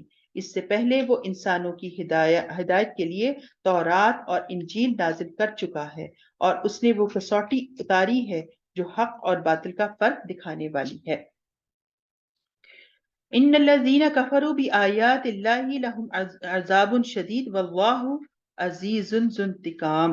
ٹھیک ہے، کہ یہ ہے کہ اب جو لوگ اللہ کے فرامین کو قبول کرنے سے انکار کریں تو ان کو سخت سزا ملے گی۔ اللہ بے پناہ طاقت کا مالک ہے اور برائی کا بدلہ دینے والا ہے. تو یہاں پر جو متشابہات ہیں یعنی جو معنی خود یہ الف لام میم ہم نے پڑھا، ان کو متشابہات بھی کہتے ہیں اور ساتھ حروف مقطعات ان کو کہتے ہیں. اور قرآن پاک کے اندر ٹوٹل 14 حروف مقطعات ہیں اور ان کے جو لفظ ان الفاظ کے معنی جو ہے وہ رسول صلی اللہ علیہ وآلہ وسلم نے واضح نہیں کیے. ٹھیک ہے، اللہ تعالیٰ نے ان کو نہیں بتایا. تو یہ ہمیں ان کو، لیکن ان کے ایک ایک علیحدہ علیحدہ، جیسے الف ہے، لام ہے اور میم ہے، ان تینوں لفظوں کے اوپر 10 نیکیاں. تو الف لام میم کو صحیح ادا کرنا ہی 30 نیکیوں کا باعث ہے. ٹھیک ہے، تو کیا 30 نیکیاں ہم ایک دم کر سکتے ہیں زندگی میں؟ دیکھنا بیٹھے بیٹھے آپ 30 نیکیاں لے سکتے ہیں. تو ہم الف لام میم کو صحیح طریقے سے اس کا حق کیسے ادا کرنا ہے؟ الف لام میم. ٹھیک ہے، یہ اس کا صحیح ادا کرنے کا طریقہ ہے. تو اس سے ہمیں 30 نیکیاں اللہ تعالیٰ عطا کرتے ہیں. تو زندگی اور آسمان کی کوئی چیز اللہ سے پوشیدہ نہیں ہے. وہی تو ہے جو تمہاری ماؤں کے پیٹ میں تمہاری صورتیں جیسی چاہتا ہے بناتا ہے. اور اس زبردست حکمت والے کے سوا کوئی اور خدا نہیں ہے. اے نبی، وہی خدا ہے جس نے یہ کتاب تم پر نازل کی ہے. اس کتاب میں 2 طرح کی آیات ہیں، ایک محکمات اور جو کتاب کی اصل بنیاد ہے، اور دوسری متشابہات. ٹھیک ہے، کہ متشابہات جن کے معنی خود اللہ اور اس کے رسول نے واضح نہیں کیے. متشابہات کا یہ مطلب ہے جن لوگوں کے دل میں ٹیڑھ ہے وہ فتنے کی تلاش میں ہمیشہ متشابہات کے پیچھے لگے رہتے ہیں. لیکن یہاں پر ہم نے اکثر دیکھا ہے کہ آیتوں کو کیسے کوٹ کر کر کے ہمیں بتایا جاتا ہے کہ فلاں آیت تو یہ ہے، فلاں آیت تو یہ ہے. تو یہ متشابہات ہیں. ٹھیک ہے، ملتی جلتی آیات. ٹھیک ہے، لیکن ہمیں کیا کرنا ہے؟ ہمیں اس طرح فتنوں میں نہیں ڈلنا ہے. ہمیں ان کی حقیقت کو جاننا ہے اور ان کو معنی پہنانے کی کوشش کیا کرتے تھے، حالانکہ ان کا حقیقی مفہوم اللہ کے سوا کوئی نہیں جانتا. بخلاف اس کے کہ جو لوگ علم میں پختہ کار ہیں وہ کہتے ہیں ہمارا ان پر ایمان ہے جو سب ہمارے رب ہی کی طرف سے ہیں. اور سچ یہ ہے کہ کسی چیز سے صحیح سبق صرف دانش مند لوگ ہی حاصل کرتے ہیں. وہ اللہ سے دعا کرتے ہیں کہ پروردگار، جب تو ہمیں سیدھے رستے پر لگا چکا تو پھر ہمیں کہیں ہمارے دل کو کجروی میں مبتلا نہ کر دیجیے. ہمیں اپنے خزانہ فیض سے رحمت عطا کر کہ تو ہی فیاض حقیقی ہے. پروردگار تو یقیناً سب لوگوں کو ایک روز جمع کرنے والا ہے جس کے آنے میں کوئی شبہ نہیں. تو ہرگز اپنے وعدے سے ٹلنے والا نہیں. جن لوگوں نے کفر کا رویہ اختیار کیا ہے انہیں اللہ کے مقابلے میں نہ ان کا مال کچھ کام آئے گا اور نہ اولاد. وہ کیا ہے؟ وہ دوزخ کا ایندھن بن کر رہیں گے. آج جن چیزوں کے پیچھے ہم بھاگ رہے ہیں کہ اللہ کی جو نافرمانی سے حاصل کی ہیں، تو پھر کیا ہے؟ کوئی ہمیں آگ سے نہیں بچا سکتا. تو ہم نے اللہ کی نافرمانی کے کام نہیں کرنے. ہمیں قیامت کے دن کو آج کا دن اور حقیقی دن سمجھنا ہے. ہمیں جیتے جاگتے بیٹھتے اس طرح قیامت کا دن ہمارے سامنے ہو کہ ہمارے ہوش و حواس وہاں موجود ہوں، اور وہ ہمارے ایمان کا تقاضا ہے کہ ہم اس کے بارے میں کوئی شک میں مبتلا نہ ہوں کہ آخرت نہیں آنی. آخرت آنی ہے اور ایک دن ہم نے اللہ کے سامنے حاضر ہونا ہے. اس کو ہمیں حقیقی طور پہ جاننا ہے. ان کا انجام ویسا ہی ہوگا جیسے فرعون کے ساتھیوں اور اس سے پہلے کے نافرمانوں کا ہو چکا کہ انہوں نے آیت الہی کو جھٹلایا. نتیجہ یہ ہوا کہ اللہ نے ان کے گناہ پر انہیں پکڑ لیا، اور حق یہ ہے کہ اللہ سخت سزا دینے والا ہے. بس اے نبی صلی اللہ علیہ وآلہ وسلم، جن لوگوں نے تمہاری دعوت کو قبول کرنے سے انکار کر دیا ہے ان سے کہہ دو کہ قریب ہے وہ وقت جب تم مغلوب ہو جاؤ گے اور جہنم کی طرف ہانکے جاؤ گے، اور جہنم بہت برا ٹھکانہ ہے. تو یہ آگے جو ہے کیا ہو رہا ہے؟ بدر کی طرف، جنگ بدر کی طرف اشارہ آگے چل رہا ہے کہ سزا سے پہلے ہی وارن کیا جا رہا ہے. تمہارے لیے ان 2 گروہوں میں ایک نشان عبرت تھا جو بدر میں ایک دوسرے سے نبرد آزما ہوئے. ایک گروہ اللہ کی راہ میں لڑ رہا تھا اور دوسرا گروہ کافر تھا. دیکھنے والے بچشم میں سر دیکھ رہے تھے کہ کافر گروہ مومن گروہ سے 2 چند ہے، مگر نتیجے نے ثابت کر دیا کہ اللہ اپنی فتح نصرت جس کو چاہتا ہے اس کو عطا کرتا ہے. دیدہ بینا رکھنے والوں کے لیے اس میں بڑا سبق پوشیدہ ہے کہ کس طرح اللہ تعالیٰ نے غلط کام کرنے والوں کو پکڑا اور دنیا میں بھی ان کو نوشتہ عبرت بنا دیا. لوگوں کے لیے مرغوبات نفس، اب وہ چیزیں جو انسان کو مرغوب کرتی ہیں یعنی انسان کو بڑی پسند ہوتی ہیں. لوگوں کے لیے مرغوبات نفس میں کیا ہے؟ اولاد ہے، عورتیں ہیں، اولاد ہے، سونا ہے، چاندی کے ڈھیر ہیں، چیدہ گھوڑے ہیں، مویشی جانور ہیں اور زرعی زمینیں بڑی خوش آئند بنا دی گئی، مگر یہ سب دنیا کی چند روزہ زندگی کے سامان ہیں. حقیقت میں جو بہتر ٹھکانہ ہے وہ تو اللہ ہی کے پاس ہے. تو کبھی بھی اللہ کی ڈھیل سے فائدہ نہ اٹھائیں. اگر گناہ کیا ہے تو کیا ہوا ہے، اور اس پر دوسرے گناہ کرنے کی طرف نہ جائیں، بلکہ کیا کریں؟ توبہ کا دروازہ کھلا ہے تو توبہ کی طرف آئیں، اللہ سے معافی مانگ لیں تاکہ اللہ ہمیں بخش دے. کہو میں تمہیں بتاؤں کہ ان سے زیادہ اچھی چیز کیا ہے؟ جو لوگ تقوی کی روش اختیار کرتے ہیں. پھر تقوی کی بات آ گئی. ان کے لیے ان کے رب کے پاس کیا کیا چیزیں ہیں تقوی اختیار کرنے والوں کے، کہ جن کے نیچے ان کے رب کے پاس باغ ہیں جن کے نیچے نہریں بہتی ہوں گی، وہاں انہیں ہمیشگی کی زندگی حاصل ہوگی. پاکیزہ بیویاں ان کی رفیق ہوں گی اور اللہ کی رضا سے وہ سرفراز ہوں گے. اور اللہ اپنے بندوں کے رویے پر گہری نظر رکھتا ہے. یہ وہ لوگ ہوتے ہیں جو کہتے ہیں الذین یقولون ربنا اننا آمنا فاغفر لنا ذنوبنا وقنا عذاب النار الصابرین والصادقین والقانتین والمنفقین والمستغفرین بالاسحار. یہ وہ لوگ ہیں جو کہتے ہیں مالک ہم ایمان لائے، ہماری خطاؤں سے درگزر فرما اور ہمیں آتش دوزخ سے بچا لے. یہ لوگ صبر کرنے والے ہیں، راست باز ہیں، فرما بردار اور فیاض ہیں، اور رات کی گھڑیوں میں اللہ سے مغفرت کی دعائیں مانگتے ہیں. یہ سب کچھ ہم پیچھے پڑھ چکے ہیں کہ ہمیں اللہ کا بندہ، اللہ کا محبوب کیسے بننا ہے. یہ چیزیں ہم ایک ایک کر کے کھلے طریقے سے پیچھے پڑھتے آ رہے ہیں. اللہ نے خود اس بات کی شہادت دی ہے. کیا کہا ہے؟ ایسے لوگ جن کی اللہ نے خود شہادت دی ہے، وہ کہے شاہد اللہ انہ لا الہ الا ہو والملائکۃ واولو العلم قائما بالقسط لا الہ الا هو العزیز الحکیم. اللہ نے خود اس بات کی شہادت دی ہے کہ اس کے سوا کوئی خدا نہیں، اور یہی شہادت فرشتوں اور سب اہل علم نے بھی دی ہے. وہ انصاف پر قائم ہے اور اس زبردست حکیم کے سوا فی الواقع کوئی خدا نہیں ہے. پھر اللہ کی صفت العزیز الحکیم. تو اللہ کے نزدیک صرف دین جو ہے وہ کیا ہے؟ اسلام ہے. اس دین سے ہٹ کر جو مختلف طریقے ان لوگوں نے اختیار کیے جنہیں کتاب دی گئی، ان کے اس طرز عمل کی کوئی وجہ اس کے سوا نہ تھی کہ انہوں نے علم آ جانے کے بعد آپس میں ایک دوسرے پر زیادتی کرنے کے لیے ایسا کیا. اور جو بھی اللہ کے احکام و ہدایات کی اطاعت سے انکار کر دے، اللہ کو اس سے حساب لیتے کچھ دیر نہیں لگتی. اب اگر اے نبی صلی اللہ علیہ وآلہ وسلم یہ لوگ تم سے جھگڑا کریں تو ان سے کہو میں نے اور میرے پیروں نے تو اللہ کے آگے سر تسلیم خم کر دیا ہے. پھر اہل کتاب اور غیر اہل کتاب دونوں سے پوچھو کہ کیا تم نے بھی اس کی اطاعت و بندگی قبول کی؟ اگر کی تو وہ راہ راست پا گئے، اور اگر اس سے منہ موڑا تو پھر کیا ہے؟ صرف پیغام پہنچا دینے کی ہی ذمہ داری ہے. آگے خود اپنے بندوں کے معاملات دیکھنے والا اللہ تعالیٰ ہے. تو ہمیں اس سے پتا چلتا ہے کہ نبی صلی اللہ علیہ وآلہ وسلم جو ہیں وہ اللہ کے بندے تھے اور وہ ڈرانے اور خوشخبری دینے کے لیے بھیجے گئے تھے. تو کیا ہے کہ اللہ تعالیٰ کا پیغام انہوں نے پہنچا دیا. اب کیا ہے؟ بندوں کی ذمہ داری، یہ نبی صلی اللہ علیہ وآلہ وسلم پہ ذمہ داری نہیں ہے کہ ہم ایمان لائیں. اللہ کا پیغام ہم تک پہنچ گیا. ہم پریکٹس کس نے کرنی ہے؟ ہم نے کرنی ہے. اور ہدایت کس سے مانگنی ہے؟ ہم نے اللہ سے مانگنی ہے.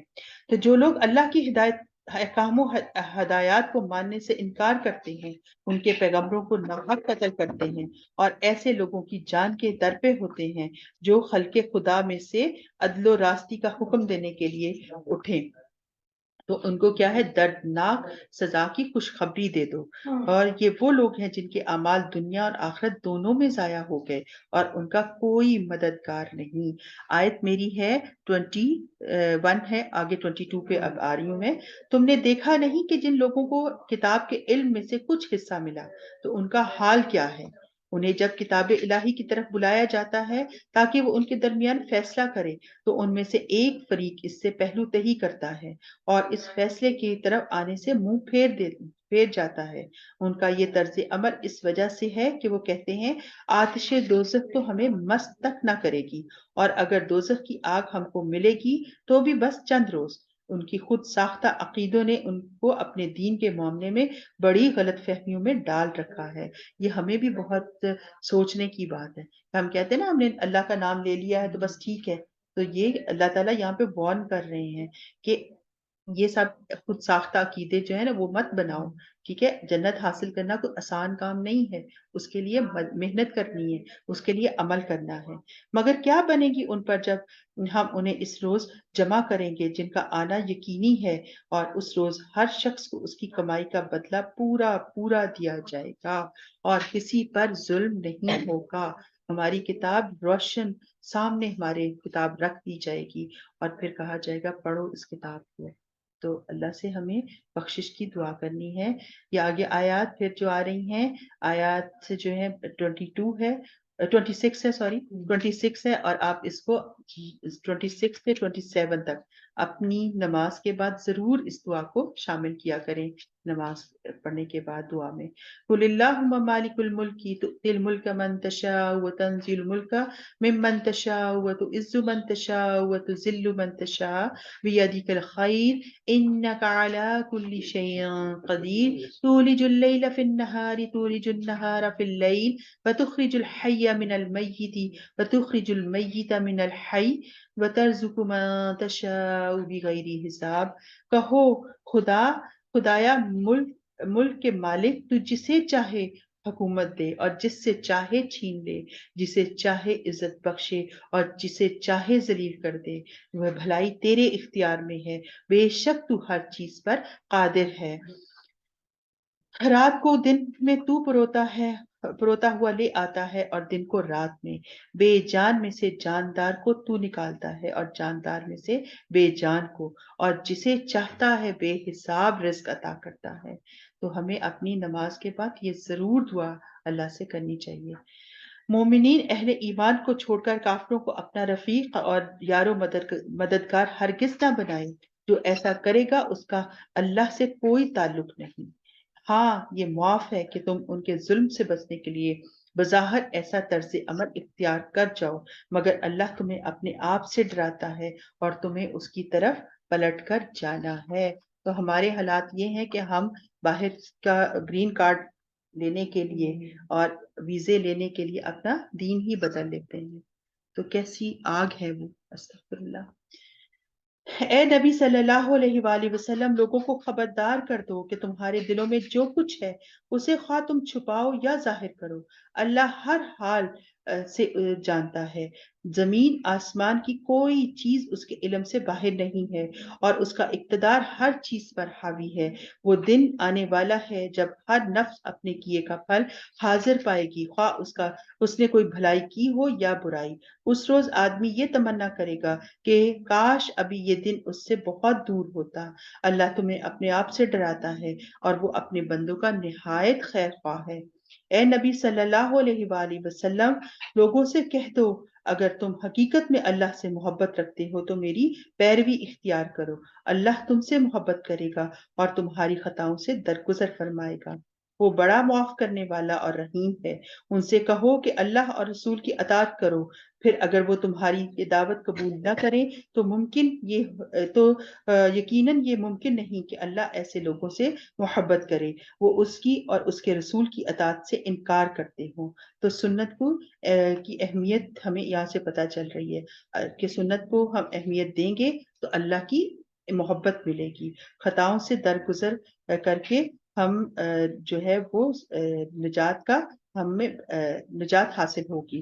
صحابہ اکرام کی طرح اطاعت درکار ہے، ایمان کا یہ تقاضا ہے، ٹھیک ہے؟ یہ تینوں چیزیں کہ ہمیں اللہ کی محبت جو ہے وہ سنت کو فالو کرنا ہے، اور خطاؤں سے جو درگزر ہے وہ ہمارے لیے جنت میں نجات کا راستہ ہے، اور صحابہ کی طرح اطاعت کرنا ایمان کا تقاضا ہے۔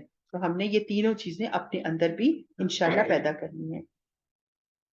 اللہ نے آدم علیہ السلام، نوح علیہ السلام اور آل ابراہیم علیہ السلام اور آل عمران کو تمام دنیا والوں پر ترجیح دے کر بھیجا. پھر فضیلت بار بار لوٹ کر آ رہی ہے.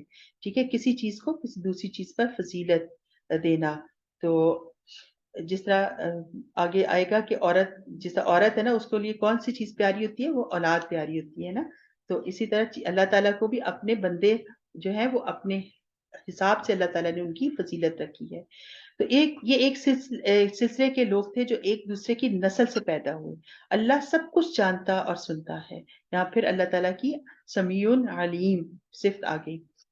جب اور عمران کی عورت کہہ رہی تھی کہ میرے پروردگار، میں اس بچے کو جو میرے پیٹ میں ہے تیری نظر کرتی ہوں، وہ تیرے ہی کام کے لیے وقف ہوگا، میری اس پیشکش کو قبول فرما لے، تو سننے اور جاننے والا ہے.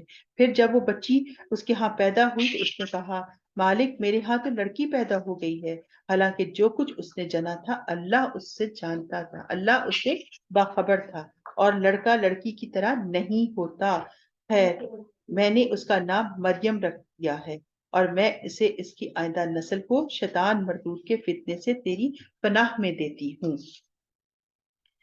آخرکار اس کے رب نے اس لڑکی کو بخوشی قبول فرما لیا، اسے بڑی اچھی لڑکی بنا کر اٹھایا اور زکریا کو اس کا سرپرست بنا دیا.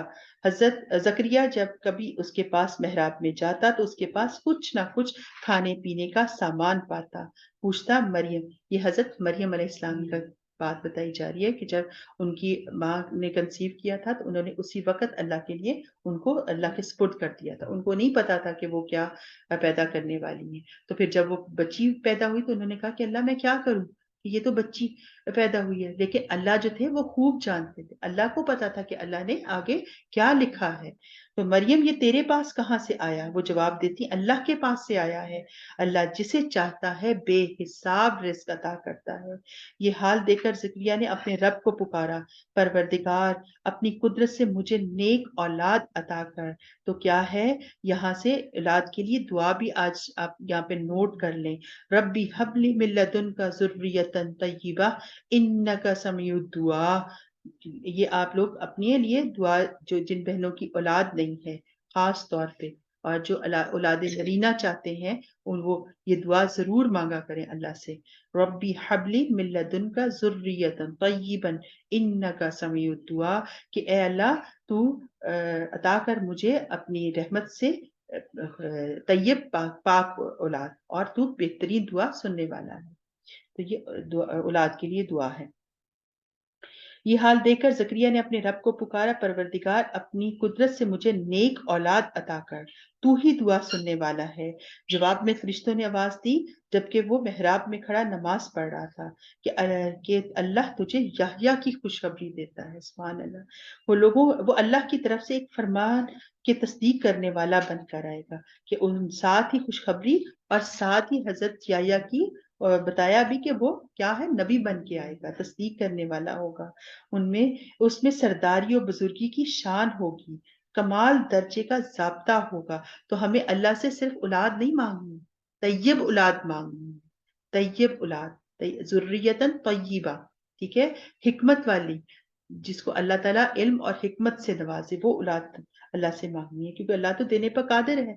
تو ہمیں تو مانگنا نہیں آتا، اصل بات یہ ہے.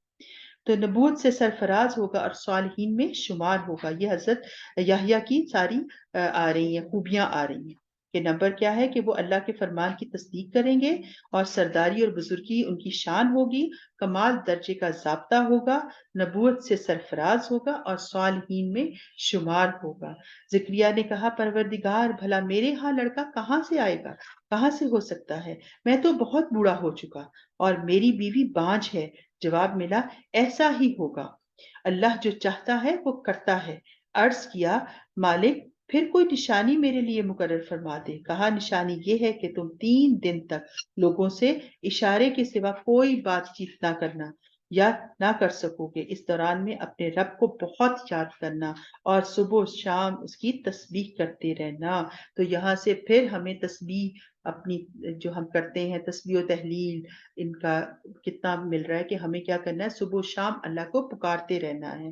پھر وہ وقت آ گیا جب مریم سے فرشتوں نے آ کر کہا، اے مریم علیہ السلام، اللہ نے تجھے برگزیدہ کر لیا اور پاکیزگی عطا کی اور تمام عورتوں پر تجھ کو ترجیح دی دے کر اپنی خدمت کے لیے اللہ نے چن لیا۔ سبحان اللہ، ایک عورت کو اللہ تعالیٰ نے یہ مقام دیا، تو ہمیں اس پہ خوش ہونا چاہیے کہ ہم عورت ہیں، اللہ تعالیٰ نے اتنا بڑا مقام دیا۔ اے مریم علیہ السلام، اپنے رب کی تابع فرمان بن کر رہ، اس کے آگے سر مسجود ہو، اور جو بندے اس کے حضور جھکنے والے ہیں ان کے ساتھ تو بھی جھک جا۔ تو فضیلت کی بات ہے، اجتماعی عبادت کی طرف اشارہ ہے کہ جو بندے اللہ کے حضور جھکنے والے ہیں ان کے ساتھ تو بھی جھک جا۔ تو اے نبی، جو غیب کی خبریں ہیں جو ہم تم کو وحی کے ذریعے سے بتا رہے ہیں، ورنہ تم اس وقت وہاں موجود نہ ہوتے جب ہیکل کے خادم یہ فیصلہ کرنے کے لیے مریم کا سرپرست کون ہوگا اپنے اپنے جو قلم تھے وہ پھینک رہے تھے، اور نہ تم اس وقت حاضر تھے جب ان کے درمیان جھگڑا برپا تھا۔ آیت نمبر 45 سٹارٹ ہونے لگی ہے۔ اور جب فرشتوں نے کہا، اے مریم، اللہ تجھے اپنے ایک فرمان کی خوشخبری دیتا ہے، اس کا نام مسیح عیسیٰ ابن مریم ہوگا، دنیا اور آخرت میں معزز ہوگا، دنیا اور آخرت میں معزز ہوگا، اللہ کے مقرب بندوں میں شمار کیا جائے گا۔ اب دیکھیں، اب آگے حضرت مریم علیہ السلام کو بھی حضرت مسیح یعنی حضرت عیسیٰ علیہ السلام کی خوشخبری دی جا رہی ہے، اور ساتھ ان کو ان کی بھی بتائی جا رہی ہیں خصوصیات کہ کیا ہے، آخرت، دنیا اور آخرت میں معزز ہوگا، اللہ کے مقرب بندوں میں شمار ہوگا، لوگوں سے گہوارے میں بھی کلام کرے گا اور بڑی عمر کو پہنچ کر بھی، اور وہ ایک مرد صالح ہوگا۔ یہ سن کر مریم بولی، پروردگار، میرے ہاں بچہ کیسے ہو سکتا ہے؟ مجھے تو کسی مرد نے ہاتھ تک نہیں لگایا۔ جواب ملا، ایسا ہی ہوگا، اللہ جو چاہتا ہے پیدا کرتا ہے، اور جب کسی کام کرنے کا فیصلہ فرماتا ہے تو کہتا ہے، تو بس کہتا ہے ہو جا، اور وہ کیا ہے، وہ ہو جاتا ہے۔ آیت نمبر 47 ہے، انما یکون لہ کن فیکون، کہ اللہ جب چیز کا ارادہ کرتے ہیں تو وہ کن فیکون کہتے ہیں تو وہ چیز ہو جاتی ہے۔ فرشتوں نے پھر اپنے سلسلہ کلام میں کہا، اور اللہ اسے کتاب و حکمت کی تعلیم دے گا، تورات اور انجیل کا علم سکھائے گا، اور نبی اور بنی اسرائیل کی طرف اپنا رسول مقرر کر دے گا۔ تو یہ اللہ تعالیٰ جو ہیں وہ کیا کر رہے ہیں، حضرت عیسیٰ علیہ السلام کی تمام خوبیاں اور ان سے جو کام لینے ہیں ان کے بارے میں بتا رہے ہیں۔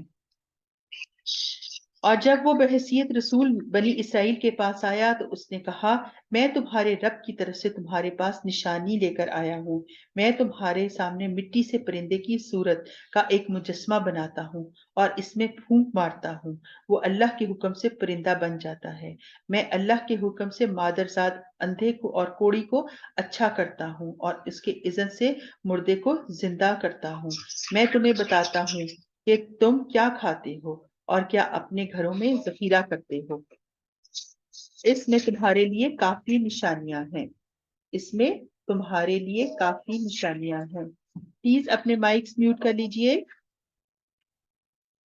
اچھا، میں تمہیں بتاتا ہوں کہ تم کیا کھاتے ہو اور کیا اپنے گھروں میں ذخیرہ کر کے رکھتے ہو، اس میں تمہارے لیے کافی نشانی ہے اگر تم ایمان لانے والے ہو، اور میں اس تعلیم و ہدایت کی تصدیق کرنے والا بن کر آیا ہوں جو تورات میں سے اس وقت میرے زمانے میں موجود ہے، اور اس لیے آیا ہوں کہ تمہارے لیے بعض ان چیزوں کو حلال کر دوں جو تم پر حرام کر دی گئی ہیں۔ دیکھو، میں تمہارے رب کی طرف سے تمہارے پاس نشانی لے کر آیا ہوں، لہٰذا اللہ سے ڈرو اور میری اطاعت کرو، اللہ میرا رب بھی ہے اور تمہارا رب بھی، لہٰذا تم اسی کی بندگی اختیار کرو، یہی سیدھا راستہ ہے۔ حضرت عیسیٰ علیہ السلام بنی اسرائیل کے پاس آئے تھے اور بہت سارے معجزات دیے گئے حضرت عیسیٰ علیہ السلام کو، عیسیٰ تاکہ لوگوں کو ان کی طرف بلائیں، تو بنی اسرائیل کی طرف وہ بھیجے گئے تاکہ ان کی اصلاح کریں، ان کا عقیدہ خراب ہو چکا تھا بنی اسرائیل کا، تو ان کے ایمان کی تجدید کے لیے حضرت عیسیٰ علیہ السلام کو نشانیاں دے کر بھیجا گیا۔ تو حضرت عیسیٰ نے کبھی لوگوں کو اپنی عبادت کے لیے نہیں کہا تھا، انہوں نے ہمیشہ ایک اللہ کی عبادت کرنے کے لیے کہا تھا اور ایک اللہ ہی کی طرف بلایا تھا انہوں نے۔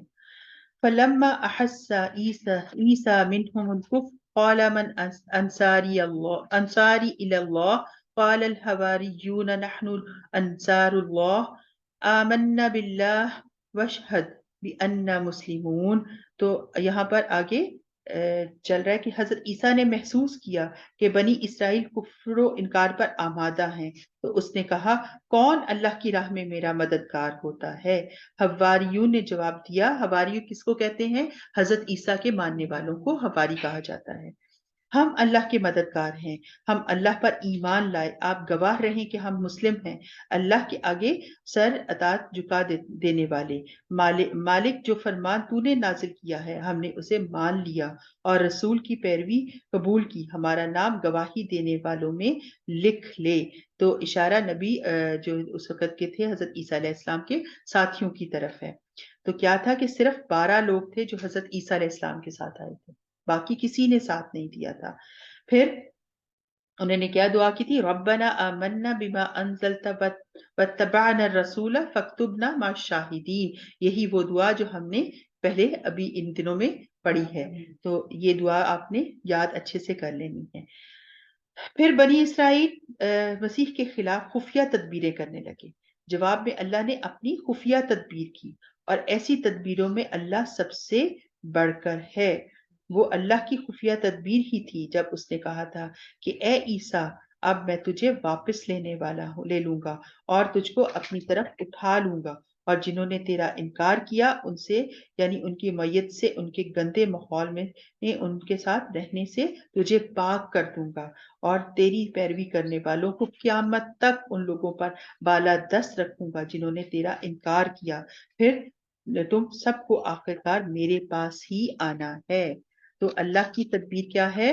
یعنی بنی اسرائیل مان کر نہیں دیتے تھے، اصلاح کی بجائے وہ بگاڑ پہ بگاڑ کری جا رہے تھے، ان کا بگاڑ بڑھتا جا رہا تھا. تو پھر بالآخر کیا نوبت یہاں تک آپ پہنچی کہ حضرت عیسیٰ کو قتل کرنے کے بہانے کرنے لگے. تو جب بس نہ چلا تو وقت کے بادشاہ سے شکایت کرنے گئے، انہیں مروانے کی کوشش کی. ٹھیک ہے، تو اللہ سبحانہ تعالیٰ نے اپنی خاص رحمت کے ساتھ ان کو محفوظ کر لیا. اور جس شخص نے ان کے خلاف مخبری کی تھی نا حضرت عیسیٰ علیہ السلام کے خلاف، تو اسی کو حضرت عیسیٰ علیہ السلام کی شکل دے دی گئی، اس کو سلیب پہ چڑھایا، اور اللہ نے فرشتے بھیج کر حضرت عیسیٰ علیہ السلام کو اپنی طرف اٹھا لیا. تو جواب میں اللہ نے خفیہ تدبیر کی. تو کیا اللہ کی تدبیر سے بڑی کوئی تدبیر ہو سکتی ہے؟ ہر کس نے نہیں. یہی عیسیٰ علیہ السلام کو زندہ اٹھا لیا گیا، اور ایسی تدبیروں میں اللہ سے بڑھ کر کون اور ہے جو تدبیر کرے. اس وقت میں ان باتوں کا فیصلہ کر دوں گا جن میں تمہارے درمیان اختلاف ہوا. جن لوگوں نے کفر و انکار کی روش اختیار کی ہے انہیں دنیا اور آخرت دونوں میں سخت سزا دوں گا، اور وہ کوئی مددگار نہ پائیں گے. اور جنہوں نے ایمان اور نیک عملی کا رویہ اختیار کیا انہیں اس کے اجر پورے پورے دیے جائیں گے. اور خوب جان لو کہ ظالموں سے اللہ ہرگز محبت نہیں کرتا. اے نبی صلی اللہ علیہ وآلہ وسلم، یہ آیات اور حکمت سے لبریز تذکرے جو ہم تمہیں سنا رہے ہیں، اللہ کے نزدیک عیسیٰ کی مثال آدم کی سی ہے کہ اللہ نے اسے مٹی سے پیدا کیا اور حکم دیا کہ ہو جا، اور وہ ہو گیا. حضرت آدم علیہ السلام کو بھی اللہ نے ایسے ہی پیدا کیا تھا نا، ان کا بھی کوئی ماں باپ نہیں تھا. تو حضرت عیسیٰ علیہ السلام کو بھی اللہ تعالیٰ نے کن فیکون کے معجزے سے پیدا کیا. یہ اصل حقیقت ہے جو تمہارے رب کی طرف سے بتائی جا رہی ہے، اور تم ان لوگوں میں شامل نہ ہو جو اس میں شک کرتے ہیں. یہ علم آ جانے کے بعد اب جو کوئی معاملے میں جھگڑا کرے تو اے نبی صلی اللہ علیہ وآلہ وسلم اس سے کہو آؤ ہم اور تم خود بھی آ جائیں اور اپنے بال بچے کو بھی لے آئیں، اور خدا سے دعا کریں کہ جو جھوٹا ہو اس پہ خدا کی لعنت. اور جو بالکل صحیح واقعات ہیں، اور حقیقت یہ ہے کہ اللہ کے سوا کوئی خدا نہیں، اور وہ اللہ ہی کی ہستی ہے جس کی طاقت سب سے بالا اور جس کی حکمت نظام ہم میں عالم میں کار فرما ہے. بس اگر یہ لوگ اس شرط پر مقابلہ کرنے آئیں منہ موڑیں تو ان کا مفسد ہونا صاف کھل جائے گا، اور اللہ مفسدوں کے حال سے خوب خوب واقف ہے. کہا جاتا ہے کہ نبی صلی اللہ علیہ وآلہ وسلم کے پاس نجران کے عیسائیوں کا ایک وفد آیا. آپ صلی اللہ علیہ وسلم نے ان کے سامنے حضرت عیسیٰ علیہ السلام کی واضح تعلیمات ان کے سامنے رکھی کہ وہ اللہ کے بیٹے نہیں ہیں. ٹھیک ہے، تو وہ پیغمبر ہیں، دین کی تمام باتیں سامنے رکھی، خصوصاً سورت آل عمران کی آیات کی تلاوت کر کے ان کو سنائی، پھر وہ نہیں مانے تو کہا ٹھیک ہے، ہم کیا کرتے ہیں، ہم مباہلہ کر لیتے ہیں کہ تم سچے ہو یا ہم سچے ہیں، جو جھوٹا ہوگا اس پر اللہ کی لعنت ہوگی، تم اپنے بیوی بچے اور جس کو تم چاہے اپنے ساتھ لے آؤ۔ اور جب انہوں نے دیکھا کہ انہوں نے جب مباہلہ کا کہا نا کہ نبی صلی اللہ علیہ وسلم کہ ہم مباہلہ کر لیتے ہیں، آپ اپنے سارے لوگ لے آئیں، تو نبی صلی اللہ علیہ وآلہ وسلم نے کیا کیا کہ آپ حضرت فاطمہ، حضرت حسن حسین رضی اللہ تعالیٰ اور حضرت علی کو ساتھ لے کر آئے۔ تو جب انہوں نے ان لوگوں کو دیکھا تو وہ ڈرنے لگے کہ یہ وہ صورتیں ہم دیکھ رہے ہیں کہ جو مطالبہ کریں تو پہاڑ بھی جو ہے وہ اپنی جگہ سے ہل جائیں، یعنی انہوں نے اگر ہم پر بد دعا ڈال دی تو پھر ہماری خیر نہیں۔ تو اب یہ علم آ جانے کے بعد کوئی تم سے جھگڑا کرے تو اے محمد اسے کہو کہ آؤ ہم سے مباہلہ کر لو، ٹھیک ہے، تو وہ ڈر گئے، نبی صلی اللہ علیہ وسلم کے تمام اہل عیال کو دیکھ کے انہوں نے اپنی ہار مان لی۔ اے نبی صلی اللہ علیہ وآلہ وسلم کہو، اے اہل کتاب آؤ ایک ایسی بات کی طرف جو تمہارے اور ہمارے درمیان یکساں ہے۔ تو انہوں نے عیسیٰ علیہ السلام کو اب اپنا رب بنا رکھا تھا، آگے جو بات آ رہی ہے کہ یہ کہ ہم اللہ کے سوا کسی کی بندگی نہ کریں، اس کے سوا کسی کو شریک نہ ٹھہرائیں، اور ہم میں سے کوئی اللہ کے سوا کسی کو اپنا رب نہ بنا لے۔ اس دعوت کو قبول کرنے سے اگر وہ منہ موڑے تو صاف کہہ دو کہ گواہ رہو ہم تو مسلم ہیں، صرف خدا کی بندگی اور اطاعت کرنے والے ہیں۔ دیکھیں اتنی کھلی سب کچھ ہونے کے باوجود وہ لوگ اللہ کو ماننے پہ اور نبی کو ماننے پر راضی نہیں ہیں، انہوں نے حضرت عیسیٰ علیہ السلام کو رب بنا رکھا تھا، نعوذ باللہ۔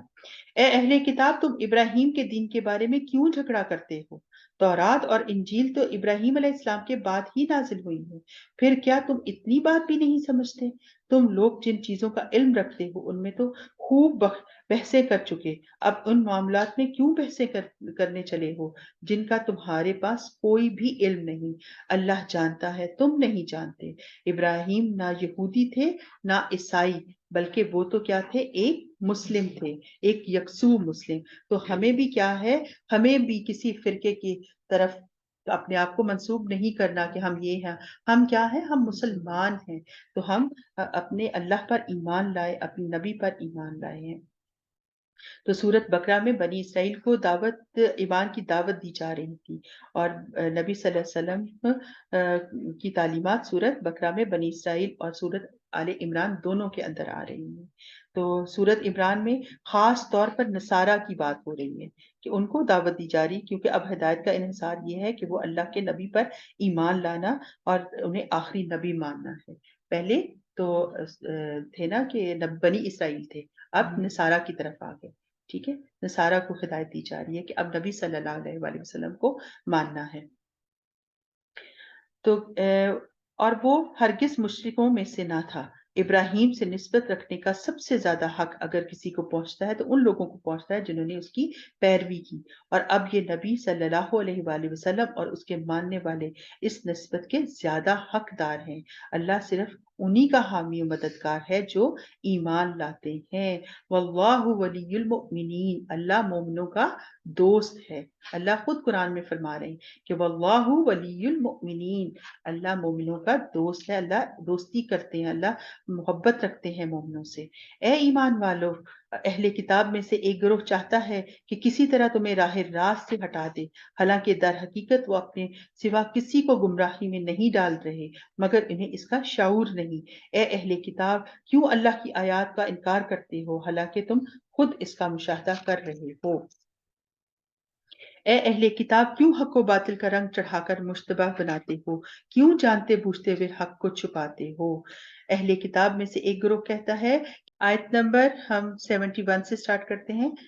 71 یا اہل الکتاب لما تلبسون الحق بالباطل وتکتمون الحق وانتم تعلمون۔ اہل کتاب میں سے ایک گروہ کہتا ہے کہ اس نبی کو ماننے والوں پر جو کچھ نازل ہوا ہے اس پر صبح ایمان لاؤ اور شام کو اس سے انکار کر دو، شاید اس ترکیب سے یہ لوگ اپنے ایمان سے پھر جائیں، نیز یہ لوگ آپس میں کہتے ہیں کہ اپنے مذہب والوں کے سوا کسی کی بات نہ مانو۔ اے نبی صلی اللہ علیہ وآلہ وسلم ان سے کہہ دو کہ اصل میں ہدایت تو اللہ کی ہدایت ہے اور یہ اسی کا دین ہے کہ کسی کو وہ کچھ دے دیا جائے جو کچھ تم کو دیا گیا ہے، یا یہ کہ دوسروں کو تمہارے رب کے حضور پیش کرنے کے لیے تمہارے خلاف کبھی حجت مل جائے۔ تو یہاں پر کیا سکھا رہے ہیں؟ یہاں پر تعصب سکھایا جا رہا ہے۔ تو یہ بھی آج کل بھی دیکھیں کہ ایسے یہی تعصب، یہی فرقہ واریت جو ہے وہ پھیلائی جاتی ہے دین کے معاملے میں۔ تو تعصب کا شکار ہم نے نہیں ہونا ہے۔ یہ ڈے ون سے ہی یہ سب کچھ جو ہے وہ جاری و ساری ہے ہر جگہ پر۔ تو کیا ہے کہ یہ اسی کا دین ہے کہ کسی کو وہی کچھ دیا جائے گا جو کبھی تم کو دیا گیا ہے، یا یہ کہ دوسروں کو تمہارے رب کے حضور پیش کرنے کے لیے تمہارے خلاف کبھی حجت مل جائے۔ اے نبی صلی اللہ علیہ وآلہ وسلم ان سے کہو کہ فضل و شرف اللہ کے اختیار میں ہے، جسے چاہتا ہے وہ عطا فرماتا ہے، وہ وسیع النظر ہے، ٹھیک ہے، واسع علیم۔ پھر اللہ کی آ گئی صفت اس کے اندر، اور یختص برحمتہ من یشاء واللہ ذو الفضل العظیم، کہ وہ سب کچھ جانتا ہے اپنی رحمت کے لیے، جس کو چاہتا ہے مخصوص کر لیتا ہے، اور اس کا فضل جو ہے وہ بہت بڑا ہے۔ تو اپنے لیے دعا کیجئے کہ اے اللہ میں تیرا عظیم فضل مانگتی ہوں، مجھے اپنے فضل سے سب کچھ عطا کر۔ یہ دعا خاص طور پر اس وقت پڑھیے جب کبھی کسی کی خوبی یا بھلائی یا نعمت پر رشک آئے، تو یہ دعا آپ نے پڑھنی ہے، ٹھیک ہے، کہ اللہ تعالیٰ مجھے بھی اپنی رحمت کے ساتھ اپنی عظیم فضل سے نواز دے۔ دل میں اس کے پاس ہے، میرے پاس نہیں، کیوں نہیں، یہ نہیں آنا چاہیے کہ یہ حسد پیدا کرتا ہے، کہ یہ چیز جو ہے وہ حسد پیدا کرتی ہے کہ میرے پاس نہیں ہے، اس کے پاس کیوں ہے۔ اہل کتاب دیکھیں ہمیں اللہ تعالیٰ کیسے چھوٹی چھوٹی عام زندگی میں چھوٹی چھوٹی باتوں کا بھی ہمیں قرآن سے پتا چل رہا ہے کہ ہم نے اپنے رویے کیسے رکھنے ہیں، ہمیں کیسے اپنا معاملہ کرنا ہے۔ اہل کتاب میں کوئی تو ایسا ہے کہ اگر تم اس کے اعتماد پر مال و دولت کا ایک ڈھیر بھی دے دو تو وہ تمہارے مال تمہیں ادا کر دے گا، اور کسی کا حال یہ ہے کہ اگر تم ایک دینار کے معاملے میں بھی اس پر بھروسہ کرو تو وہ ادا نہ کرے گا، الا یہ کہ تم اس کے سر پر سوار ہو جاؤ۔ اس کی اس اخلاقی حالت کا سبب یہ ہے کہ وہ کہتے ہیں امیوں یعنی غیر یہودی لوگوں کے معاملے میں ہم پر کوئی مواخذہ نہیں، اور یہ بات وہ محض جھوٹ گھڑ رہے ہیں، اللہ کی طرف جھوٹ گھڑ کے منسوب کرتے ہیں، حالانکہ انہیں معلوم ہے کہ اللہ نے ایسی کوئی بات نہیں فرمائی، آخر کیوں ان سے باز پرس نہیں ہوگی۔ یعنی اہل کتاب میں مختلف طرح کے لوگ تھے، اور اس سے ہمیں ایک مختلف طرح کی نصیحت ملتی ہے کہ لوگوں کو کسی قبیلے اور خاص کنبے کے نام سے وابستہ نہ کرو، کیونکہ اگر کوئی ایک برائی کسی ایک بندے کے اندر ہے تو وہ سارے قبیلے پر چسپاں ہو جاتی ہے۔ تو کیا ہے کہ جنرلائزیشن نہیں ہونی چاہیے، بلکہ کیا ہے عمومیت اختیار کرنی چاہیے ہمیں، کہ ایک غلطی سب کی غلطی نہیں ہے، وہ ایک بندے کی غلطی ہے۔ تو نصیحت اس سے ہمیں پکڑنی ہے۔ اب ایک جو بھی اپنے عہد کو پورا کرے گا اور برائی سے بچ کر رہے گا وہ اللہ کا محبوب ہے، چاہے اس قبیلے میں کوئی کتنا بھی گناہگار کیوں نہ ہو، لیکن سب تو ایسے نہیں ہے نا۔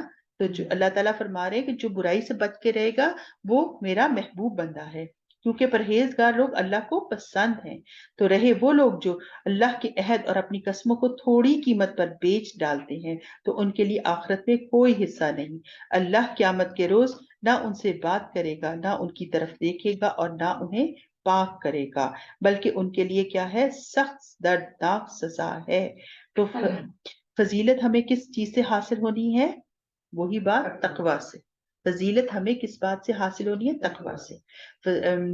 تو اللہ تعالیٰ اپنے انعام اور فضل اور اکرام تقوی والوں کو ہی عطا کرتے ہیں۔ تو ان میں کچھ لوگ ایسے ہیں جو کتاب پڑھتے ہیں اس طرح کہ زبان کا الٹ پھیر کرتے ہیں کہ تم سمجھو جو کچھ وہ پڑھ رہے ہیں وہ کتاب ہی کی عبارت ہے، کیا یعنی وہ کتاب میں بھی خیانت کرتے ہیں، وہ کتاب کو بھی غلط پڑھتے ہیں، حالانکہ وہ کتاب کی عبارت نہیں ہوتی۔ وہ کہتے ہیں کہ جو کچھ ہم پڑھ رہے ہیں یہ خدا کی طرف سے ہے، حالانکہ وہ خدا کی طرف سے نہیں ہوتا، وہ جان بوجھ کر جھوٹ بات اللہ کی طرف منسوب کرتے ہیں۔ کسی انسان کا یہ کام نہیں کہ اللہ تو اس کو کتاب اور حکم اور نبوت عطا فرمائے اور وہ لوگوں سے کہے کہ اللہ کی بجائے تم میرے بندے بن جاؤ۔ تو یہ اہل کتاب کی خیانتوں کا ذکر کیا گیا ہے کہ وہ اللہ کی کتاب کو کیسے کیسے بدلتے تھے اور کہتے تھے جو کچھ ہم پڑھ رہے ہیں وہ اللہ کی طرف سے، حالانکہ وہ اللہ کی طرف سے نہیں ہوتا تھا۔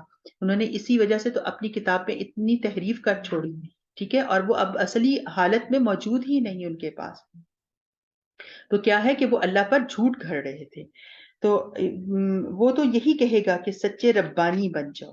قرآن پڑھنے کا اصل مقصد اب سمجھ آ رہا ہے اور سامنے بتایا جا رہا ہے، کیا بتایا جا رہا ہے کہ ربانی بن جاؤ، رب والے بن جاؤ، جیسا کہ اس کتاب کی تعلیم کا تقاضا ہے جسے تم پڑھتے اور پڑھاتے ہو۔ وہ تم سے ہرگز یہ نہ کہے گا کہ فرشتوں کو یا پیغمبروں کو اپنا رب بنا لو۔ کیا یہ ممکن ہے کہ ایک نبی تمہیں کفر کا حکم دے جبکہ تم مسلم ہو؟ تو قرآن پڑھنے کا اصل مقصد اس آیت میں بیان کیا گیا ہے کہ ربانی یعنی رب والے بن جاؤ، اللہ کے قریب ہو جاؤ۔ یاد کرو اللہ نے پیغمبروں سے عہد لیا تھا کہ آج میں نے تمہیں کتاب اور حکمت و دانش سے نوازا ہے، کل اگر کوئی دوسرا رسول تمہارے پاس اسی تعلیم کی تصدیق کرتا ہوا آئے جو پہلے سے تمہارے پاس موجود ہے تو تمہیں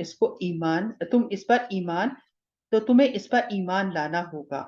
یعنی ان باتوں کی تردید ہے یہاں پر جو لوگ اللہ کے سے غلط طور پر جو باتیں منسوب کر لیتے تھے کہ یہ اللہ نے کہی ہیں، تو یہ اللہ تعالیٰ کہ یعنی جو کہتے ہیں نا کہ جھوٹ اللہ پر گھڑنا، تو یہ اللہ کے اپنے پر جھوٹ گھڑنے کی اللہ تعالیٰ تردید کر رہے ہیں اور اس کی مدد کرنی ہوگی۔ یہ اشارہ فرما کر اللہ نے پوچھا کیا تم اس کا اقرار کرتے ہو اور اس پر میری طرف سے عہد کی بھاری ذمہ داری اٹھاتے ہو؟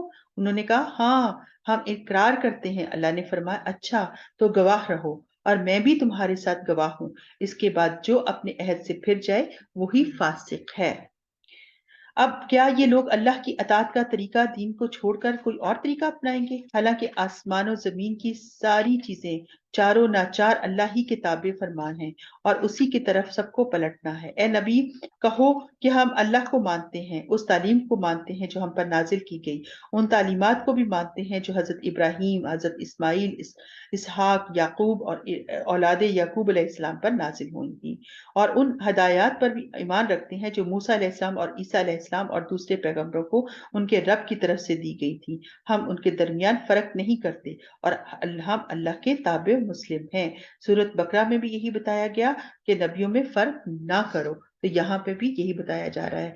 یہاں پر اصل میں اہل کتاب کو متنبہ کیا جا رہا ہے کہ تم نے عہد کو توڑا ہے، محمد صلی اللہ علیہ وآلہ وسلم کی مخالفت کی ہے آپ پر ایمان نہ لا کر، حالانکہ تم اپنے پیغمبروں سے وعدے کر چکے تھے، کیونکہ وہ نبی سے پہلے، نبی آنے کے پہلے وعدے کر چکے تھے کہ ہم ان کو آخری نبی ضرور مانیں گے، ان پر ایمان لائیں گے۔ تو سورۃ بقرہ کے آخر میں بھی ہم نے کیا پڑھا، لا نفرق بین احد من رسلی، یہاں بھی ہمیں یہی سکھایا جا رہا ہے کہ خواہ اللہ نے ان میں بعض کو بعض پر ترجیح دی ہے، لیکن تمہارا کیا کام ہے کہ تمہارا کام نہیں ہے کہ ان میں فرق کرو، کہ تم ان کو کسی کو بڑا کہو اور کسی کو چھوٹا کہو، یہ اللہ کا کام ہے۔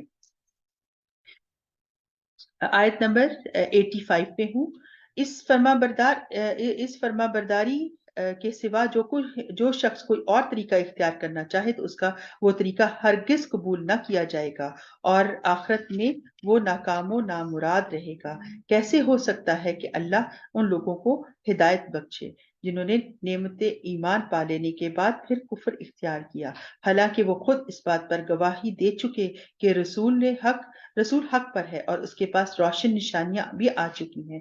اللہ ظالموں کو تو ہدایت نہیں دیا کرتا، ان کے ظلم کا صحیح بدلہ یہی ہے کہ ان پر اللہ اور فرشتے اور تمام انسانوں کی پھٹکار رہے، اسی حالت میں وہ ہمیشہ رہیں گے، نہ ان کی سزا میں تخفیف ہوگی اور نہ انہیں مہلت دی جائے گی۔ البتہ وہ لوگ بچ جائیں گے جو اس کی بات توبہ کر کے اپنے طرز عمل کی اصلاح کر لیں۔ اللہ بخشنے والا اور رحم کرنے والا ہے، غفور الرحیم۔ اور مگر جن لوگوں نے ایمان لانے کے بعد کفر اختیار کیا پھر اپنے کفر میں بڑھتے گئے اور ان کی توبہ ہرگز قبول نہیں ہوگی، ایسے لوگ تو پکے گمراہ ہیں۔ یقین رکھو جن لوگوں نے کفر اختیار کیا اور کفر ہی کی حالت میں جان دی تو ان میں سے کوئی اگر اپنی سزا سے بچانے کے لیے روئے زمین بھر کر بھی سونا فدیے میں لے آئے تو دے دیا جائے تو وہ قبول نہ کیا جائے گا. ایسے لوگوں کے لیے دردناک سزا تیار ہے اور اپنا وہ کوئی بھی مددگار نہیں پائیں گے. تو کیا ہے کہ اس سے کیا پتا چلتا ہے کہ ایمان کا انکار جو ہے وہ کفر کا رویہ اختیار کرنا. اللہ کی بات نہ ماننا قیامت کے دن انسان کے لیے شدید حسرت کا باعث ہے اور وہاں کوئی مال، کوئی عہدہ، کوئی سونا، کوئی کام نہیں آئے گا. حتیٰ کہ پوری زمین سونے سے بھر کے بھی فدیے میں دینا چاہے گا انسان تو جان نہیں چھٹ سکے گی. تو دنیا میں انسان کو کتنا خرچ کرنے کا حکم دیا گیا. کیا کہیں کہا گیا ہے کہ 1 کلو سونا یوز کرو؟ کیا کہیں کہا گیا کہ اس سے زیادہ یا اس سے کم؟ کیا کہا گیا؟ 1 کھجور ہی دے دو صدقے میں. تو وہاں تو دیکھیے کہ وہاں پر جا کے تو 1 کلو سونا یا کیا پوری زمین بھر کے بھی سونا دے دیں گے تو جان نہیں چھٹنے والی. تو ہمیں کیا ہے 1 کھجور دے کے اللہ سے اور اپنی توبہ کر کے اللہ سے اپنی جان یہیں پہ چھڑا لینی ہے اس دوزخ کی آگ سے. تو حقیقت میں یہ ہے کہ جو اللہ سے محبت کرتا ہے وہ اپنی محبوب چیزیں آگے اللہ کی راہ میں خرچ کرتا ہے. یہ کل ہمارا انشاءاللہ نیکسٹ پارے کا مین تھیم ہوگا کہ جو اللہ سے محبت کرتا ہے وہ اپنی چیزیں اللہ کی راہ میں خرچ کرتا ہے. انشاءاللہ کل ہم اپنا 4تھ پارہ شروع کریں گے اور ہاں جی ہم انشاءاللہ یہاں پر آج شکر اللہ تعالیٰ کا کہ ہمارا آج 3 پارہ مکمل ہو گیا. الحمدللہ آپ سب بہنوں کا میرا ساتھ دینے کا بہت شکریہ. جزاک اللہ. آپ نے پورا ٹائم میرے ساتھ گزارا. اللہ تعالیٰ آپ کی اس محنت کو، اللہ تعالیٰ آپ کا بیٹھنا اللہ تعالیٰ قبول کر لیں اور ہم سب کو معاف کر دیں اور ہم سب کو ان فتنوں سے اور ان نافرمانیوں سے بچنے کی توفیق عطا کریں تاکہ ہم اپنے رب کے محبوب بندے بن جائیں جو اللہ تعالیٰ کو پسند ہیں، جو اللہ تعالیٰ بنا حساب کے جن کو پاک کر دے گا. ہم نے ان بندوں میں انشاءاللہ شامل ہونا ہے. دعا کر لیتے ہیں. اللہم صلی علی محمد وعلی آل محمد کما صلیت علی ابراہیم وعلی آل ابراہیم انک حمید مجید. اللہم بارک علی محمد وعلی آل محمد کما بارکت علی ابراہیم وعلی آل ابراہیم انک حمید مجید. اللہم حاسبنی حسیبا یسیرا. اللہم حاسبنی حسیبا یسیرا. اے اللہ میرا حساب آسان کر دینا. اے اللہ مجھے بے حساب جنت میں داخل کر دینا. اللہم انی اسألک علما نافعا ورزقا طیبا وعملا متقبلا. اے اللہ میں تجھ سے نفع بخش علم، پاکیزہ رزق اور قبول ہونے والے عمل کا سوال کرتی ہوں. اے اللہ ہمیں ان تینوں چیزوں سے اپنی رحمت کے ساتھ پورا ہمیں اس کا اجر دینا اور ہمیں یہ چیزیں عطا کرنا. اللہم انفعنا بما علمتنی وعلمنی وینفعنی وزدنی علما. اے اللہ مجھے فائدہ دے اس کے ساتھ جو تو نے مجھے سکھایا اور مجھے سکھا جو میرے لیے فائدہ مند ہے اور میرے علم میں اضافہ فرما دے. آمین. اللہم اغفر لی ذنبی ووسع لی فی داری وبارک لی فی رزقی. اے اللہ میرا گناہ بخش دے اور میرے گھر میں وسعت فرما اور میرے رزق میں برکت عطا فرما. اللہم اجعل اوسع رزقک علی عند کبری والسن وانقطاع عمری. اے اللہ مجھ پر میرے بڑھاپے کے قریب اور میری عمر کے خاتمے تک میرا رزق کشادہ فرما دے. آمین. اللہم اکفنی بحلالک عن حرامک واغننی بفضلک عمن سواک. اے اللہ میری کفایت کر اپنے حلال کے ساتھ اپنے حرام سے بچا اور مجھے اپنے فضل سے اپنے سوا ہر کسی سے بے نیاز کر دے. آمین. اللہم قنعنی بما رزقنی وبارک لی فی واخلف لی علی کل غائبۃ لی بخیر.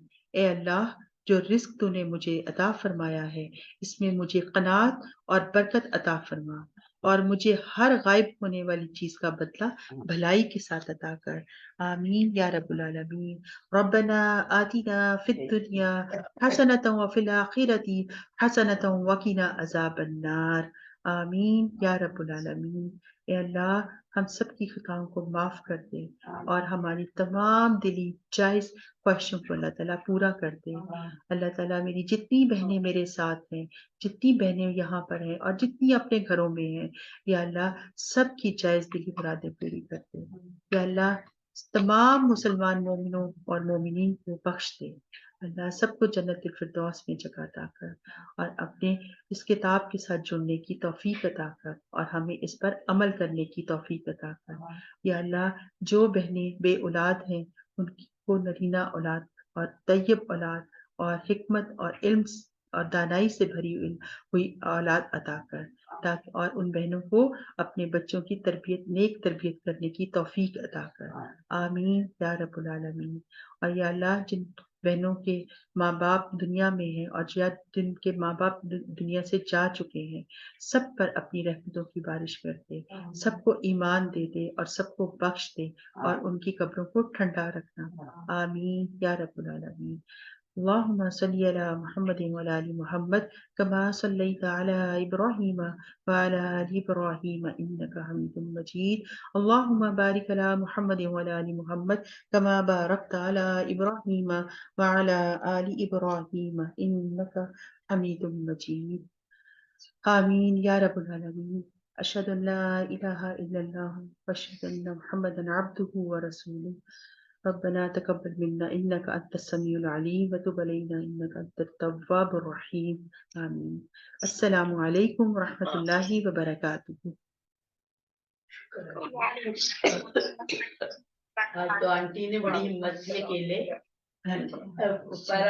کل ہماری چھٹی ہے انشاءاللہ، کل سنڈے ہے، کل سنڈے ہے اور کل ہم انشاءاللہ ریسٹ کریں گے اور پھر منڈے کو انشاءاللہ بھرپور طریقے سے اللہ تعالیٰ ہمیں ہماری اس مجلس کو قائم و دائم رکھے، اسی طرح سجاتا رہے، ان ستاروں کو اسی طرح یہاں پہ چمکاتا رہے اور فرشتے ہمارے لیے دعائیں کرتے رہیں۔ ہم نے اسی جذبے کے ساتھ انشاءاللہ منڈے والے دن اکٹھے ہونا ہے اور ہمارا 4th پارہ سٹارٹ ہوگا انشاءاللہ۔ ٹھیک ہے جی، السلام علیکم۔ وعلیکم السلام۔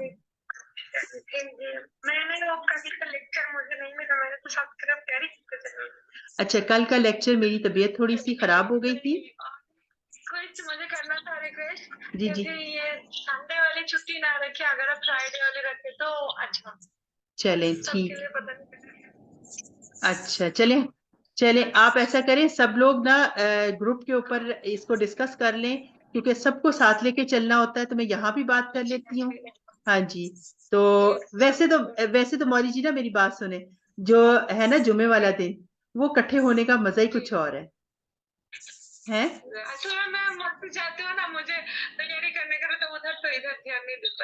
اوہو، تو آپ صبح تیاری کر لینا نا مسجد کی۔ سنیں نا، ہم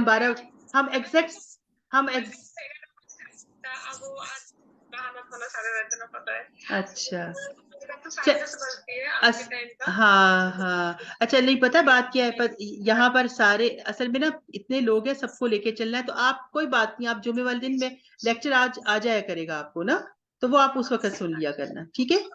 ٹھیک ہے، ہاں جی انشاءاللہ۔ تو کل کا لیکچر میں نہیں ڈال سکی، کل میری طبیعت تھوڑی سی خراب ہو گئی تھی اور اس وجہ سے میں اس کو نا ایڈٹ نہیں کر سکی، سارا کچھ اس میں ڈال نہیں سکی، تو آج انشاءاللہ نہیں ہاں نہیں، شکریہ انتظار کا، میں آج انشاءاللہ اس کو اپلوڈ کر دوں گی انشاءاللہ، ٹھیک ہے انشاءاللہ، آج کا بھی ہو جائے گا انشاءاللہ اور کل کا بھی اکٹھا ہو جائے گا انشاءاللہ، ٹھیک ہو گیا؟ ہاں جی، چلیں سب اپنا بہت خیال رکھیے گا، دعاؤں میں یاد رکھیے گا، انشاءاللہ منڈے کو ملیں گے 4th پارے کے ساتھ انشاءاللہ۔ السلام علیکم ورحمۃ اللہ وبرکاتہ۔ جی رخسار جی، السلام علیکم۔ وعلیکم السلام ورحمۃ اللہ وبرکاتہ۔ بہت خوشی ہوئی آپ کو دیکھ کے، پورا ٹائم آپ میرے ساتھ رہی ہیں، الحمدللہ، اللہ تعالیٰ آپ کا قبول کرے، اور انشاءاللہ کل اب ہم نے چھٹی کرنی ہے، انشاءاللہ ریسٹ ڈے ہے، اور انشاءاللہ منڈے والے دن پھر فریش ہو کے انشاءاللہ ملیں گے۔ ٹھیک ہے، جزاک اللہ باجی، بارک اللہ فیک، اللہ تعالیٰ آپ کو اسی طرح جزا دے اور آپ ہمارے ساتھ رہیں، ہماری محفل کو اسی طرح سجاتی رہیں۔ السلام علیکم ورحمۃ اللہ وبرکاتہ۔ दुआ में खास याद रखिए बाजी। इंशाल्लाह आप भी मुझे याद रखना आमीन। इंशाल्लाह। चलो ओके ठीक है, अल्लाह हाफिज। ओके, अल्लाह हाफिज।